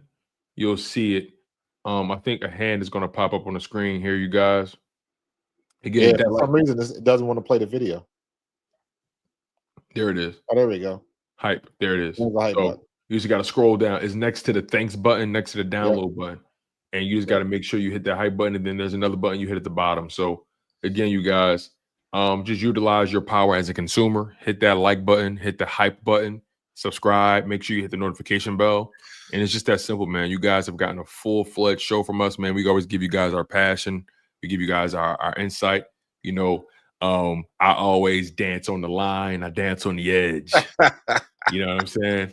And Marcus always does a great job just reeling me in. Yeah, so I ain't want to go there tonight. I needed you to meet me at the crossroads. And you said, nah, not today, big dog. Not tonight, bro. Not tonight. Nah. Oh man. On that note, y'all, he's Marcus Thomas. I'm Tone DeShields II. You guys have been tuned into the Bald Eagles podcast. And as always, it's Fly Eagles Fly. Yes, sir. Go Birds. Hey, stay on when we get off, though. Got you. I can't even find the damn countdown.